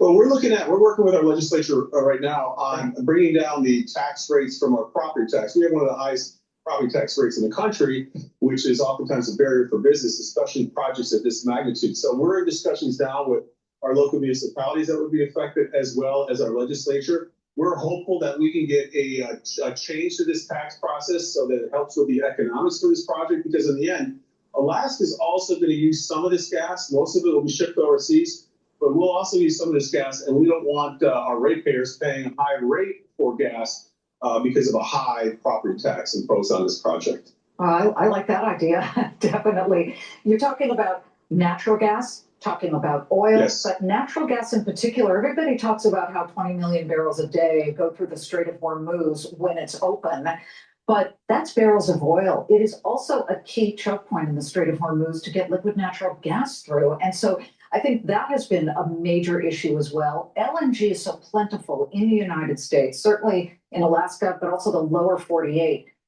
Give us a sense of how you feel the United States could be the leader technologically when it comes to extracting in a clean and positive way all of this natural gas and converting it to liquid. Well, I think we are a leader in extracting it, as you said, in a clean way. So the Alaska, by proximity, is probably the best bet for our Asian allies, because we're only 8 days by ship to Tokyo. The Gulf gas is 20-some days going through the canal, then going across the Pacific. Remember, we're the closest state by far to Asia. We're the most western state in the United States, the northernmost, but the westernmost as well. So our shipping times to Asia are very, very quick, quicker than Strait of Hormuz, quicker than coming from Australia, quicker than coming from the Gulf. So Alaska really is a place to really look to for gas. And I'll say this, Alaska pioneered LNG export in the world in the late 1960s. We were the first place on the planet to actually export LNG. We did that, we exported to Japan for 50 straight years, uninterrupted, and that's the key. There's no Strait of Hormuz you have to go through. It's just the North Pacific, uncontested waters. And of course, we have a large naval presence in the North Pacific as well. So if you want safe, secure gas, safe, secure oil, you get it from Alaska. Alaskans do pay. And this is the reason why I keep on saying that the Pacific is where the real game is. not the Middle East. Because when China tries to contest the first island chains and the second island chains, it's going to affect the archipelago of Alaska. It's going to affect our allies like Japan, and it will affect the western island chain of Hawaii. A lot of people don't realize Hawaii is more than just 5 islands. It's like 130 islands. They're small, but they're American. And that's important because it projects all the way to Asia.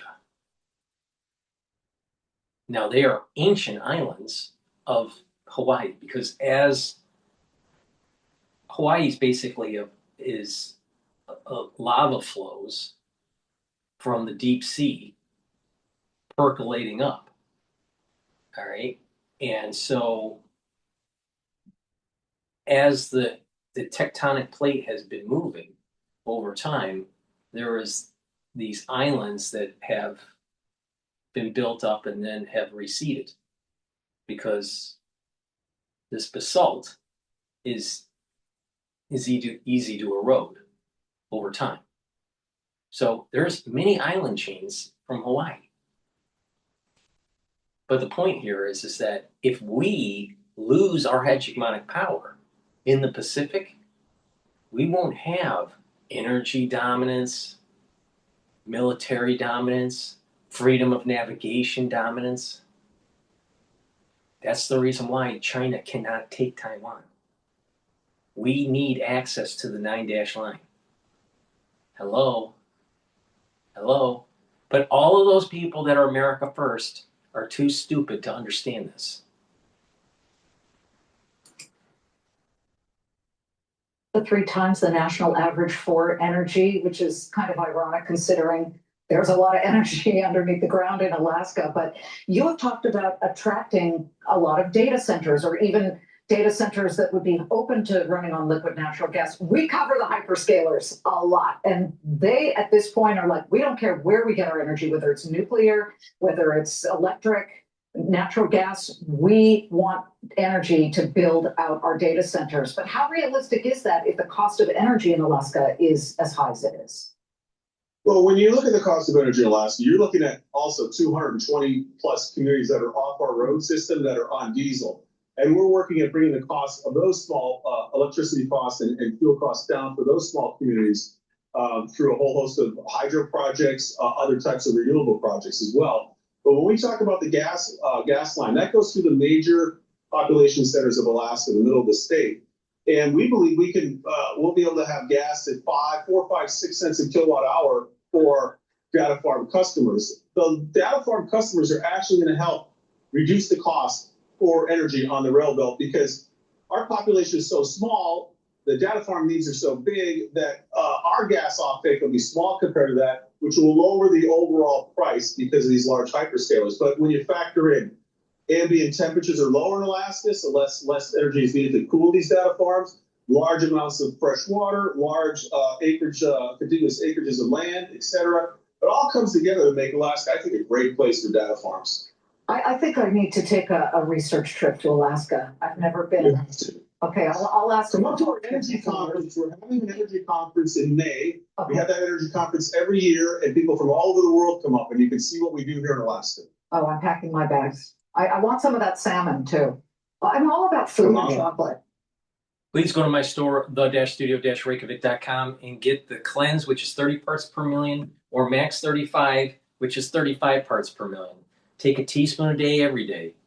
Swish in your mouth, gargle about 20 seconds, and then swallow it. What this will do is neutralize, improve the health of your oral cavity and your oral pharynx, maintain your mucosal barrier, and help the health of your epithelial cells in your oral pharynx. Super important during the cold season and the allergy season, but you should be doing this every day.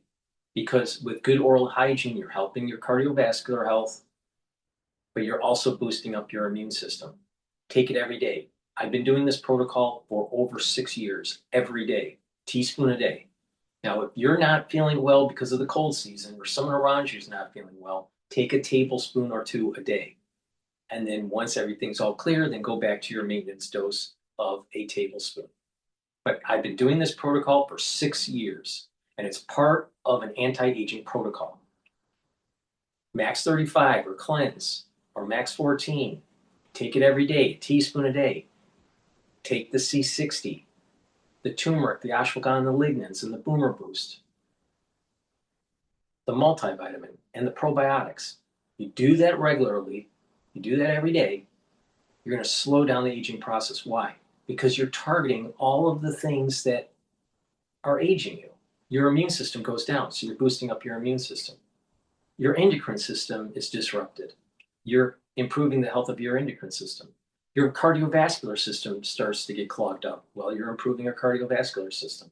Your brain function starts to decline. Well, you're improving your brain function with this protocol. You're soaking up the free radicals that causes stress in the cell. You're boosting up the health of your mitochondria so you have more energy. So you're bringing down inflammation, you're boosting up energy, you're soaking up free radicals that cause oxidation, and all these different organ systems start to improve. So you're targeting all of the things that are actually aging you. And by keeping down inflammation, you're improving your joint health also. And when you keep inflammation down, you're reducing methylation of your genes. And that is a key biometric to determine your biological age. You have a chronological age based on your birth, but you also have a biological age. And different tissues have different ages. You can improve it by following my advice. So please go to my store and get those supplements that I just mentioned and stack them. Get the Max 35 and the cleanse. Take them every day. Please go to my store, the-studio-reykjavik.com. If you have muscle pain, a headache, tension headache, bruising, a sprain, joint pain, either from a sports injury or even from arthritis, take the Super Strong Relief. Super Strong Relief will alleviate within 90 seconds your pain. You apply it topically to give you temporary relief. It's a great product that works, right?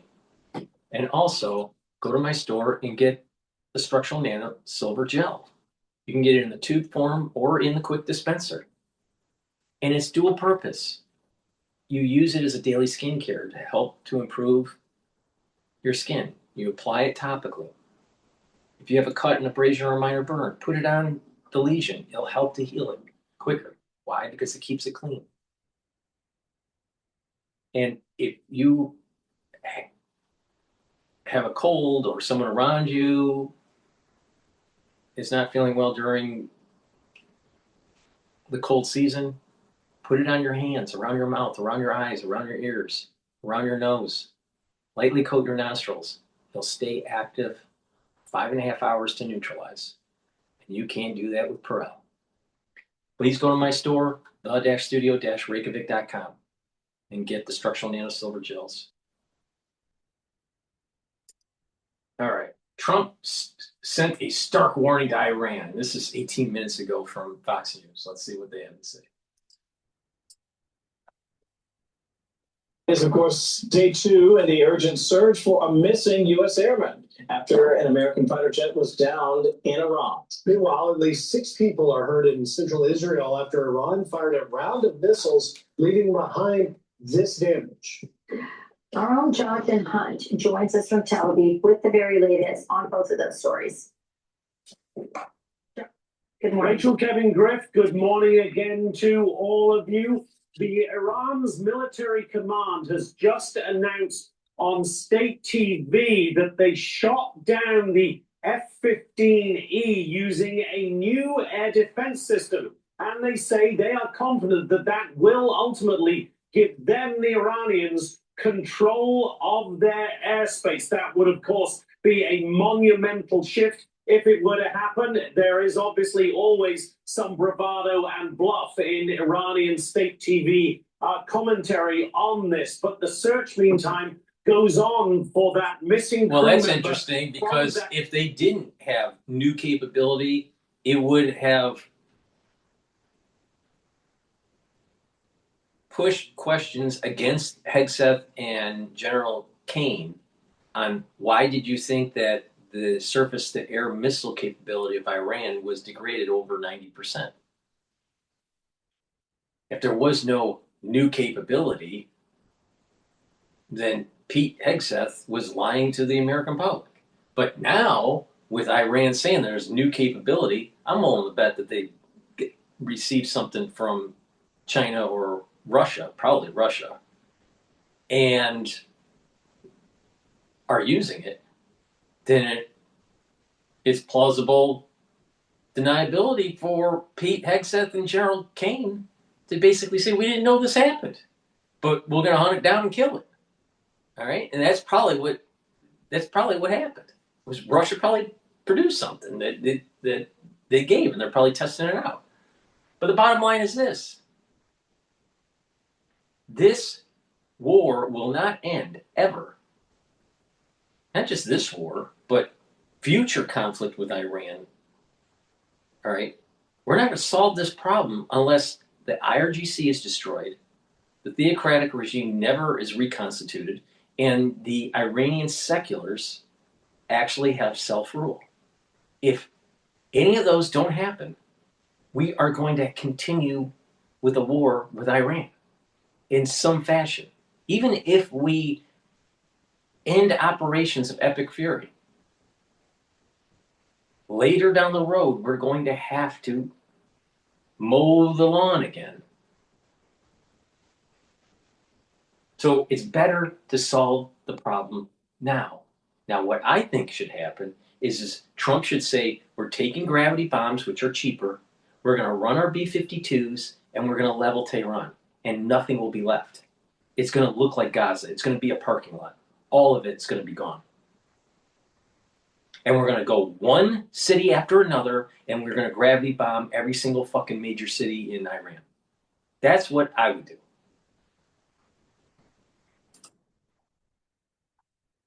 F-15E, we have seen on Iranian state TV pictures of some of the wreckage, pictures of the ejector seat believed to have been used by the pilot who was successfully rescued. But the weapons systems officer sitting in the back seat of that F-15 is still missing at this point. The F-15E went down over southwestern Iran, a remote mountainous area, not an easy area, in which the U.S. search and rescue teams can operate. They came under small arms fire. Some of the helicopters and fixed-wing aircraft involved in that search. Two of the helicopters, as we understand it, were hit at one point. Crew members injured, but they did make it out to nearby Iraq safely. And as we understand it, those crew members are being treated now.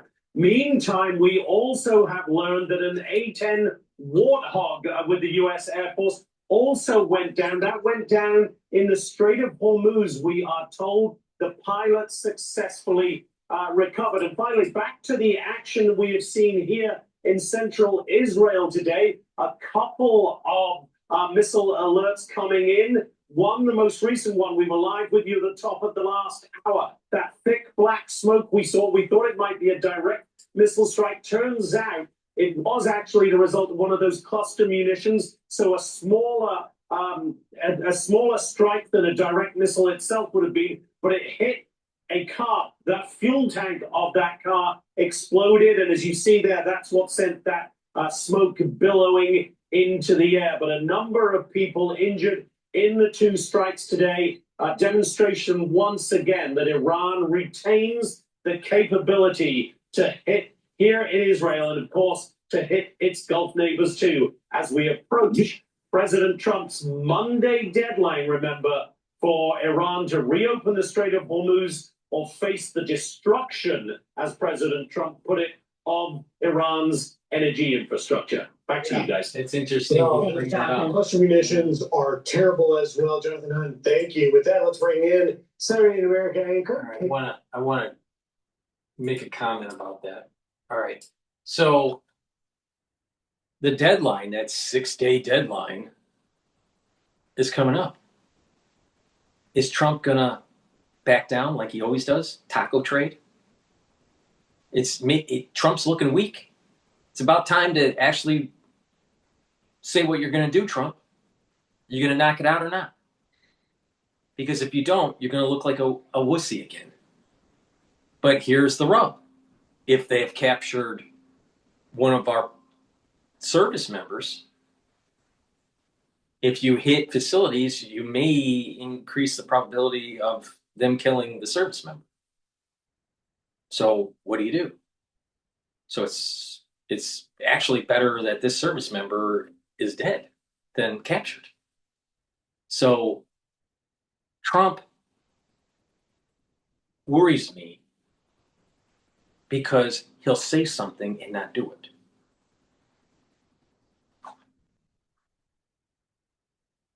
All right.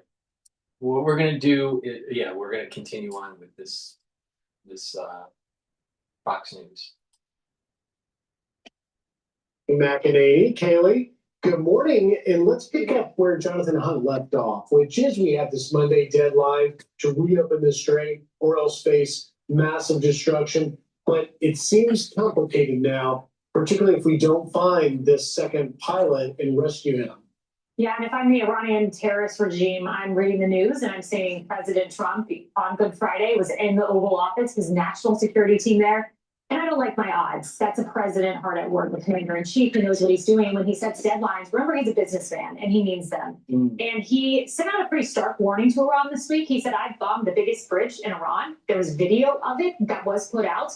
And you better come to the table or there will be consequences. So I wouldn't like my odds if I was on the other side of that negotiating. But how does the fact that we have a missing airman change that calculation? I mean, you could say we're going to bomb you in 2 days when you've met the deadline, but we may have a guy on the field. Yeah, and President Trump is always going to prioritize saving that life. We heard the IDF pausing strikes temporarily, and President Trump, that will add into the calculus. So I have no doubt that that is part of the moving pieces here. And just to acknowledge that pilot, like we are thinking of him, we are praying for him. And, you know, when we say they're casualties of war, it's often lumped together.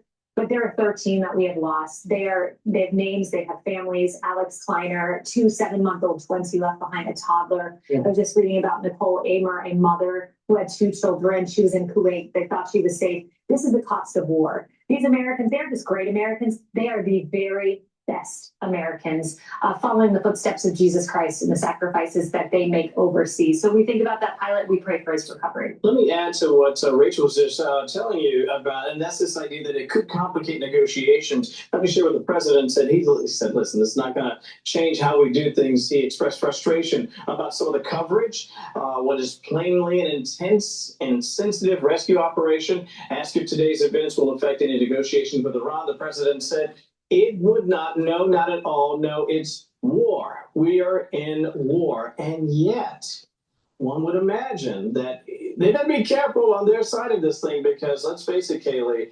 if they capture this person and they parade this person, I would not want to be in the regime. No, I wouldn't want to be either. And I think when we view President Trump's statements, having worked for him, having seen how he operates, he is always communicating to someone. Wait a minute. If they capture the service member alive, Trump's options are diminished.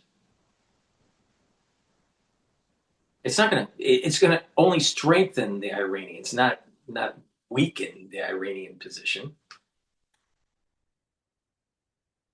Trump knows that. And this bullshit wouldn't have happened if he actually hit them with the 48-hour deadline. No, he extended it because he wanted to play big guy. See, this is the problem with Trump. He thinks that the Iranian war is like building a building in Manhattan. It's all about making a deal. Make a deal. I'm so fucking sick of him saying deal. Get the fucking job done, dipshit.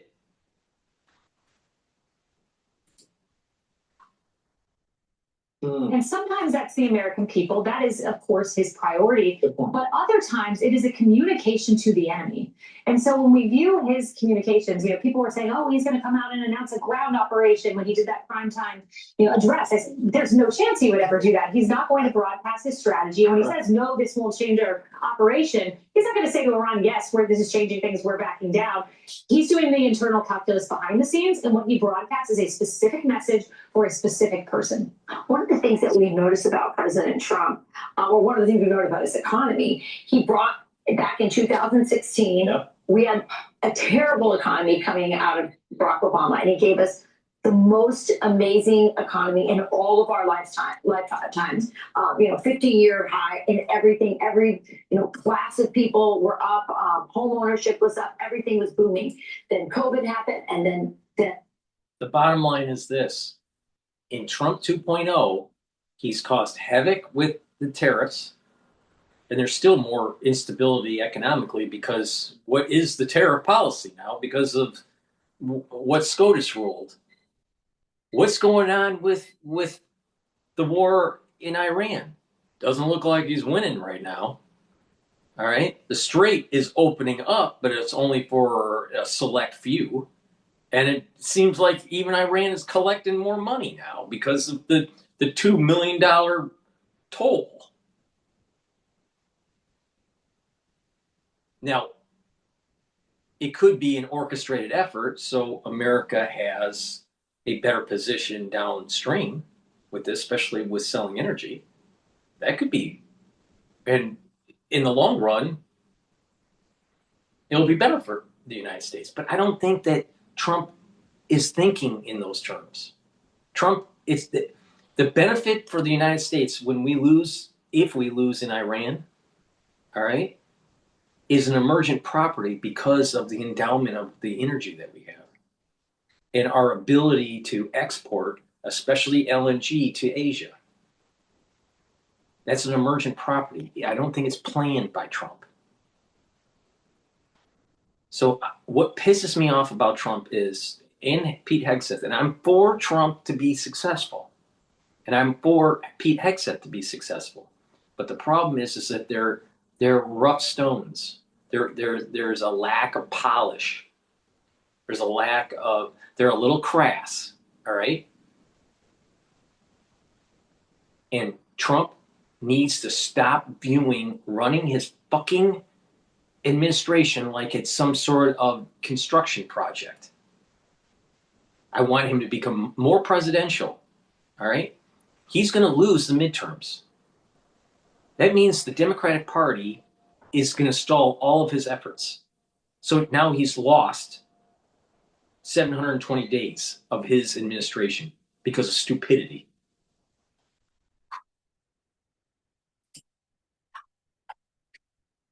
We had Joe Biden. President Trump, again, against a lot of people saying it wasn't going to work, introduced tariffs. He's brought back a lot of manufacturing. He improved the gas and oil situation. And we saw gas prices lower.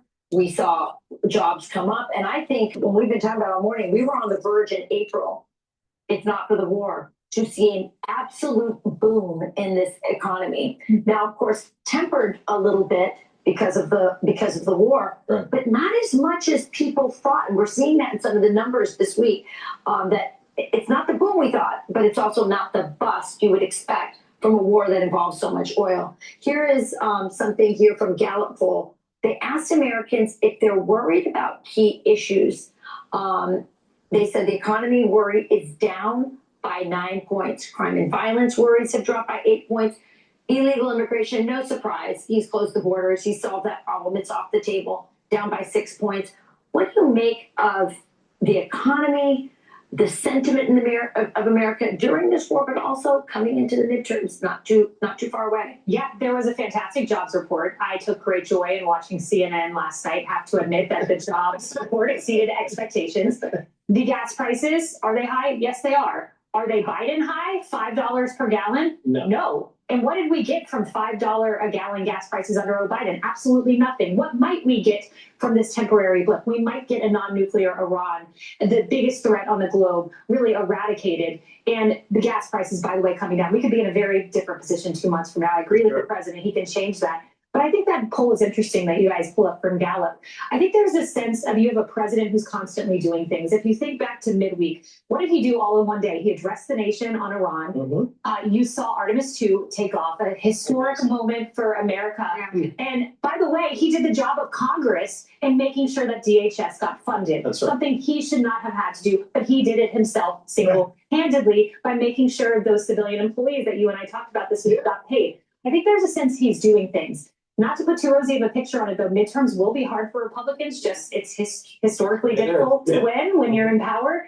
But I would like my odds more with this president than prior presidents. Well, I mean, you know, let's not forget. Then a little voter security will go a long way. True. Just saying. You talk about President Trump, you said, remember the previous president would call lids at 9 in the morning. Oh, yeah. That means the president's not going to do anything the rest of the day, and it's not even noon. I thought it was interesting.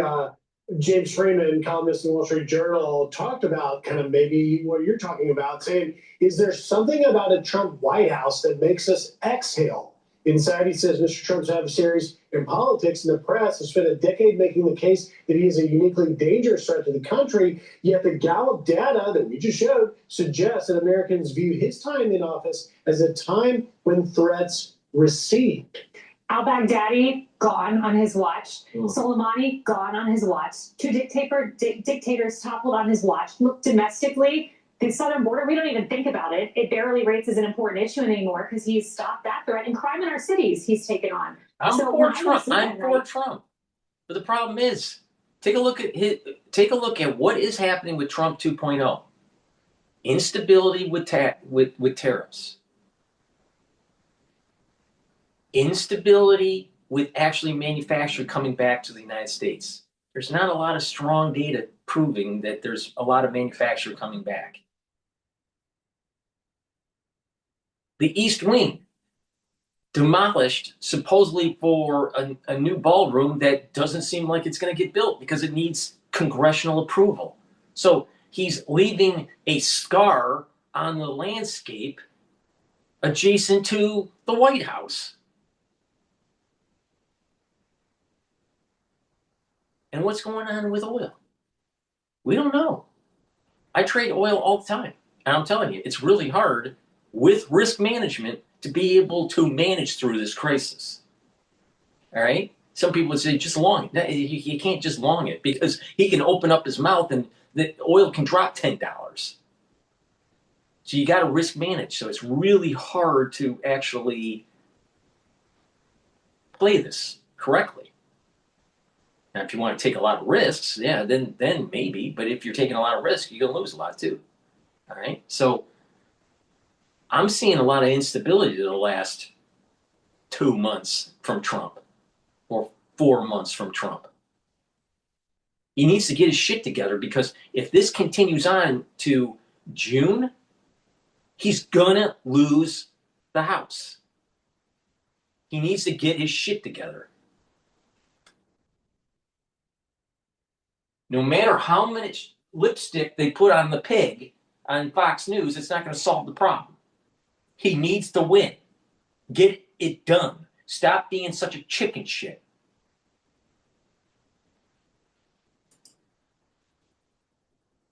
I feel better with the president who has tangible action, certainly much better than the president who just said don't and called lids in the morning top 10 times. And you got the sense of a lethargic presidency. I'm foreseeing. Let's forget what he's done in the Western Hemisphere. I mean, listen, I have a lot of questions about the war. And I think there's a lot of Americans that are worried.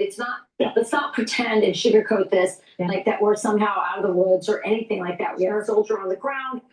Things could escalate. We hope that he finds an off-ramp here soon and we can get back to normal. Yeah. But what he's done in the Western Hemisphere cannot be underestimated. That is the most important region for all of us. These are our neighbors. And he's single-handedly, one by one, rooting out communism, dictators, and the threats of many of these regimes that they had embedded themselves, the Chinese, the Iranians, into Latin America. And so that cannot be underestimated. We talked earlier on the couch, Katie, one of the problems is you start solving some of these problems, the border, the Western Hemisphere, the Chinese in our backyard. It's like people stop talking about it, and now it could be also an election problem coming into the midterms because you solve some of those problems. I'm Steve Ducey. I'm Brian Kilmeade. And I'm Ainsley Earhart. And click here to subscribe to the Fox News YouTube page to catch our hottest interviews and most compelling. All right, we're going to go to positive momentum behind jobs report that was announced. That was this is for U.S. March non-farm payrolls rise to 178,000 month over month. Estimate was 65,000. Please go to my store, the-studio-reykjavik.com, and get the collagen. This will help to remodel your joints from a sports injury or from arthritis, just getting old. Guess what? Collagen can help you. It will help to use collagen type 2 to rebuild the cartilage. Also, it'll help to recruit glucosamine to build up that cartilage. It will also help to remodel the cushioning of the joint. A lot of people don't realize that you need your cartilage and then you need the cushioning. There's a fluid, synovial fluid, and there's actually a cushioning of the joint. So with that, you need ACAN and chondroitin to help with the cushioning of the joint. Collagen will help with that. And it will help to reduce inflammation and block some of the pain by blocking EP4. And it will block the enzymes that erode the joint by blocking MMP3 and MMP13. So this will help to remodel the joint. The moment you start having problems with your joints, either because of a sports injury or because of arthritis, it's important to start the repair as soon as possible. You can stack this with the collagen that I have, and you can also use this with the super strong relief to further relieve the pain that you may have as you're remodeling the joint. But the point here is to start right away, because the longer you wait and there's more inflammation, there's more erosion of the cartilage. And if you have complete cartilage erosion, you're going to need surgery. So it's important to start remodeling the joints right now if you have a problem. Please go to my store, get the collagen. This is a great product. Also, I have heirloom barley. This will help to detoxify your body, bring down inflammation, and soak up free radicals. It's dual purpose. By bringing down the inflammation, it's going to help your joint health. By bringing down inflammation, it helps with your cardiovascular health and your brain function. Detoxifying your body also helps with brain function and cardiovascular health, but also your immune system and your endocrine system. You will slow down the aging process by taking this. Now, if you stack this with Boomer Boost, it will be even more benefits. So please go to my store and get the heirloom barley or the gladiator barley. The gladiator barley has one other feature that the heirloom barley doesn't have, and that is it'll help you build muscle. So please go to my store, get the heirloom barley or the gladiator barley. Like I said, stack it.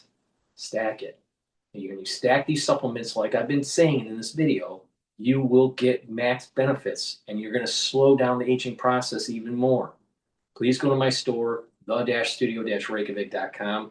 Use discount 5. You get $5 off any order. The protocol works. It's what I do every day. And guess what? I'm older than Alex Jones. It doesn't look like it. All right? Now, why is that?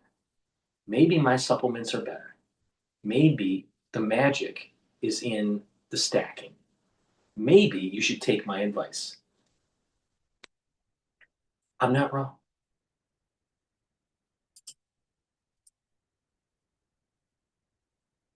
Jobs number. How much momentum is in this economy? Yeah, you mentioned the word momentum, and that was exactly when we were talking about today's number last night with the president. Momentum was really the key theme of the briefing that here the CEA chair and I discussed with the president. The fact is that there's so much momentum because of all the positive policies, the deregulation, the low tax rates, And then you're seeing all the positive stories about no tax on tips and no tax on overtime. I, by the way, was at a restaurant yesterday and I asked all the waiters how much money they made on the no tax on tips. And the range was from $3,000 to $10,000. And they were all so happy. So that's like a positive momentum creating thing that I think if you have your eye on the horizon, as America's corporations do, absolutely explains why job markets are booming. And so I think that if you keep your eye on the horizon, if you understand the long run growth, the golden age is coming because of our policies, then this jobs number makes complete sense. The final thing I want to say is I want to tip my cap to my former colleague in the Trump White House in the first term, Anna Wong, who's now the chief economist for you guys. You know, I always read everything she writes, but at the beginning of the week, she said almost exactly this is what's going to happen. And she was the only person in the universe that did it. I commend her because she's got a great model and she got the number almost exactly right. And finally, in her report, she said, if you really want to wonder about momentum, you can also look at the 3-month moving average because we had like that big blip down in the previous month. And she said with her really optimistic outlook, it was going to go up to 61,000 average per month. And it's actually closer to 68,000 now. And so it really is a very, very positive day. 68 on the money, the 3-month average. And I was looking for 150 headline today. We got 178. Bramo, do you think that Kevin might be popular in restaurants at the moment? I think it very much so. I think that he's trying to exploit that, trying to get some free onion rings. Kevin, no doubt we've got momentum and lots of reasons for it.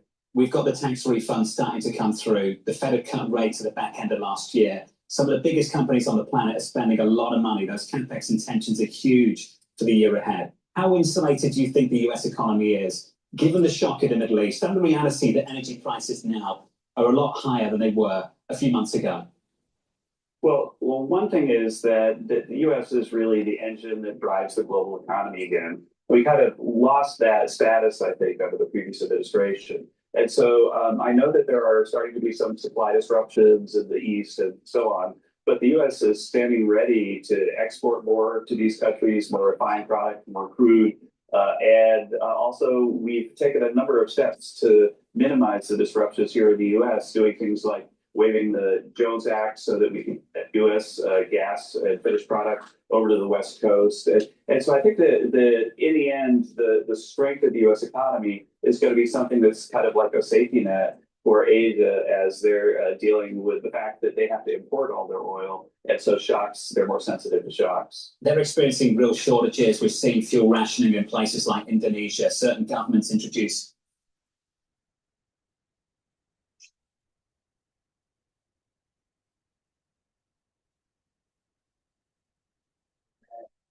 from your perspective, given the momentum we have, and given the higher prices in energy, just what is the prospect for broader price pressure picking up from here for the year ahead?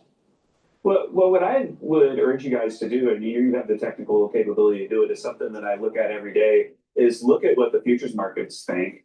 And also, if you look at the options markets, you can construct a sort of 95% confidence interval of what's possible with energy prices. And if you look at that, then it pretty much futures markets agree with President Trump that this is going to be a temporary disruption. And then the strength of the U.S. economy is going to basically be a bulwark for the global economy. And so I would suggest I keep a close eye on the futures markets. Forecasting these things is very difficult, but the futures markets have, basically prices going back towards normal over the summer, but there is a pretty wide 95% confidence interval. There is a question, though, Kevin, how much you can really model out right now, given how quickly moving things are on the ground. And a lot of people who we speak to expect oil prices to remain higher for longer. We're looking right now at diesel prices at $5.53. We're looking at average gasoline prices at above $4. Can you still see 4% GDP growth this year if oil prices remain at these levels?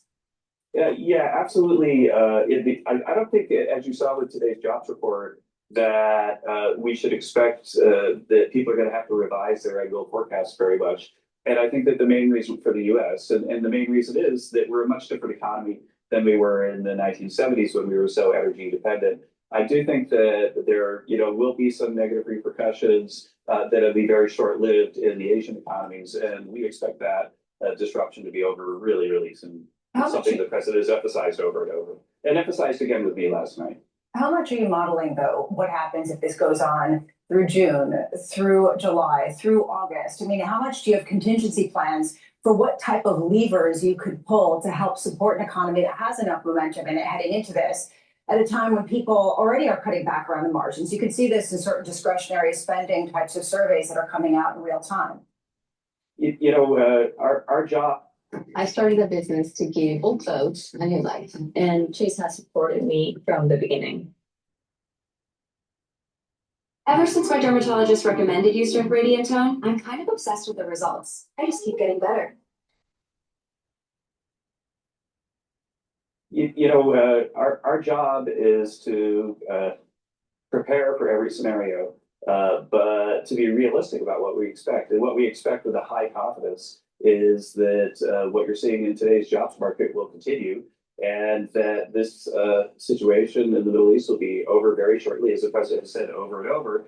And then people can put their eyes back on the horizon and see that we're creating a golden age. But of course, we're very careful to think about what could be disrupted and what we could do to do something about it. And as an example, we found that some Asian economies were holding back jet fuel shipments to some of our airports on the West Coast. And so we waived the Jones Act to make sure that we could get some Gulf oil to the West Coast so that their airports could continue to run. There are little things like that all around the world that happen every day, and we've got people who are watching every single one of them to minimize the disruption. How much are you pushing, Kevin, also to remove certain taxes on gasoline, on diesel, in order to also make it more affordable in the near future? Well, I think that right now the focus is on finishing the job, and our strong belief is that if we do that, then we're going to get things back to normal very, very quickly. And don't forget, we're talking about the costs of what we're doing.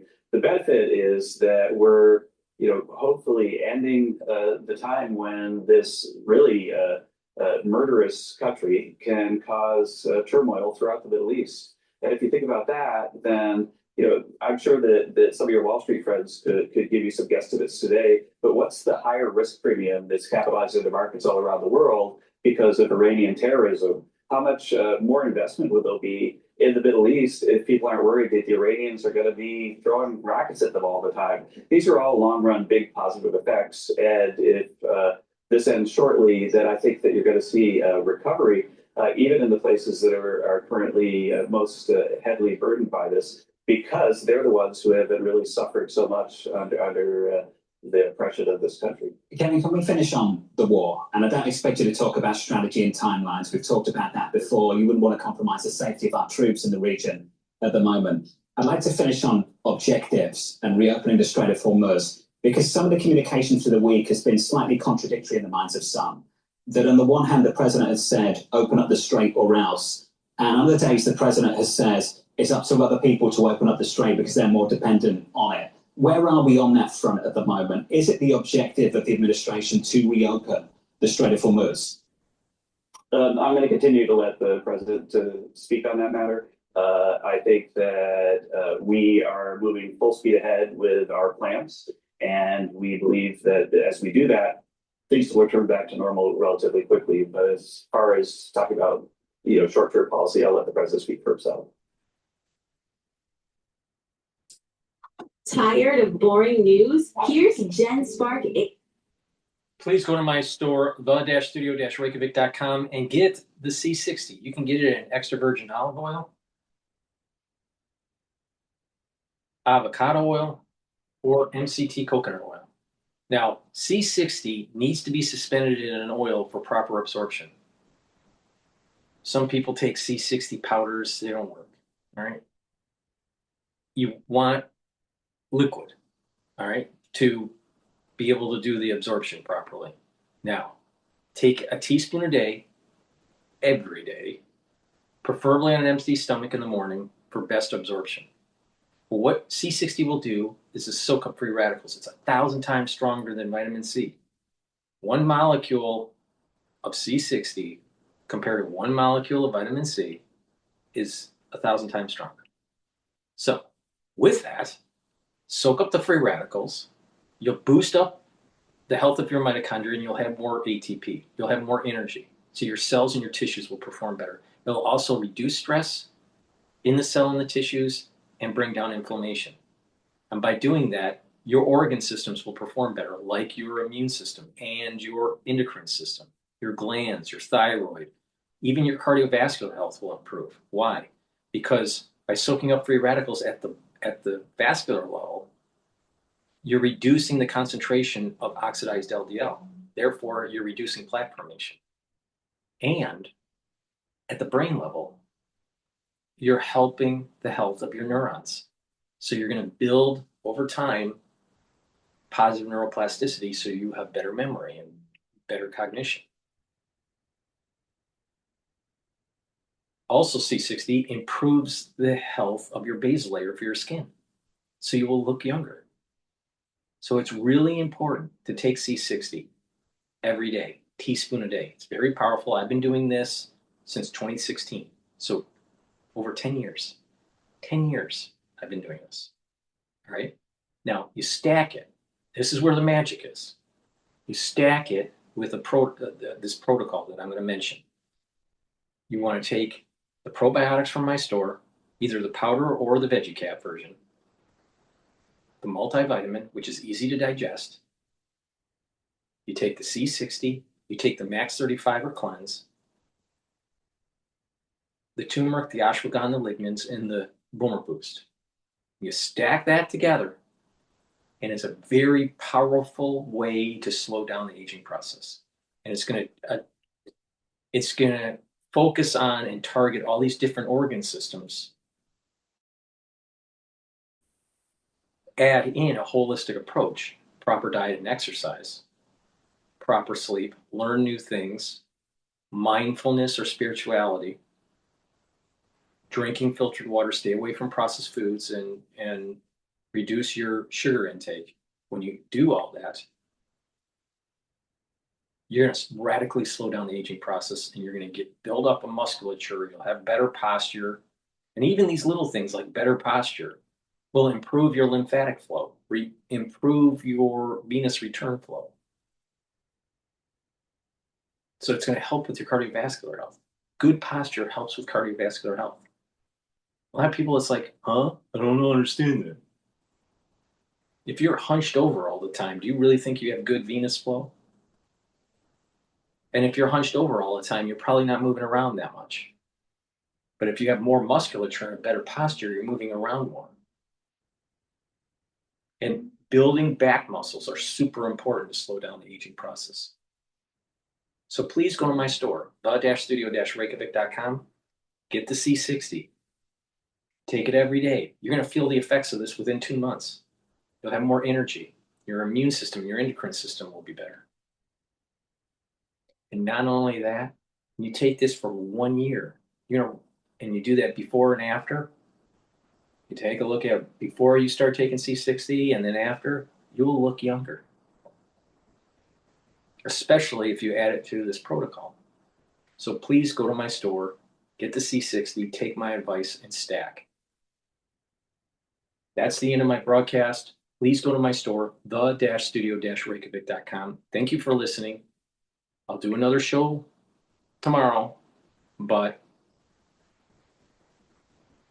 the Iranian conflict is going to continue. It's not going to ramp down anytime soon, and it's going to affect energy prices. And we'll go into details on how to navigate that.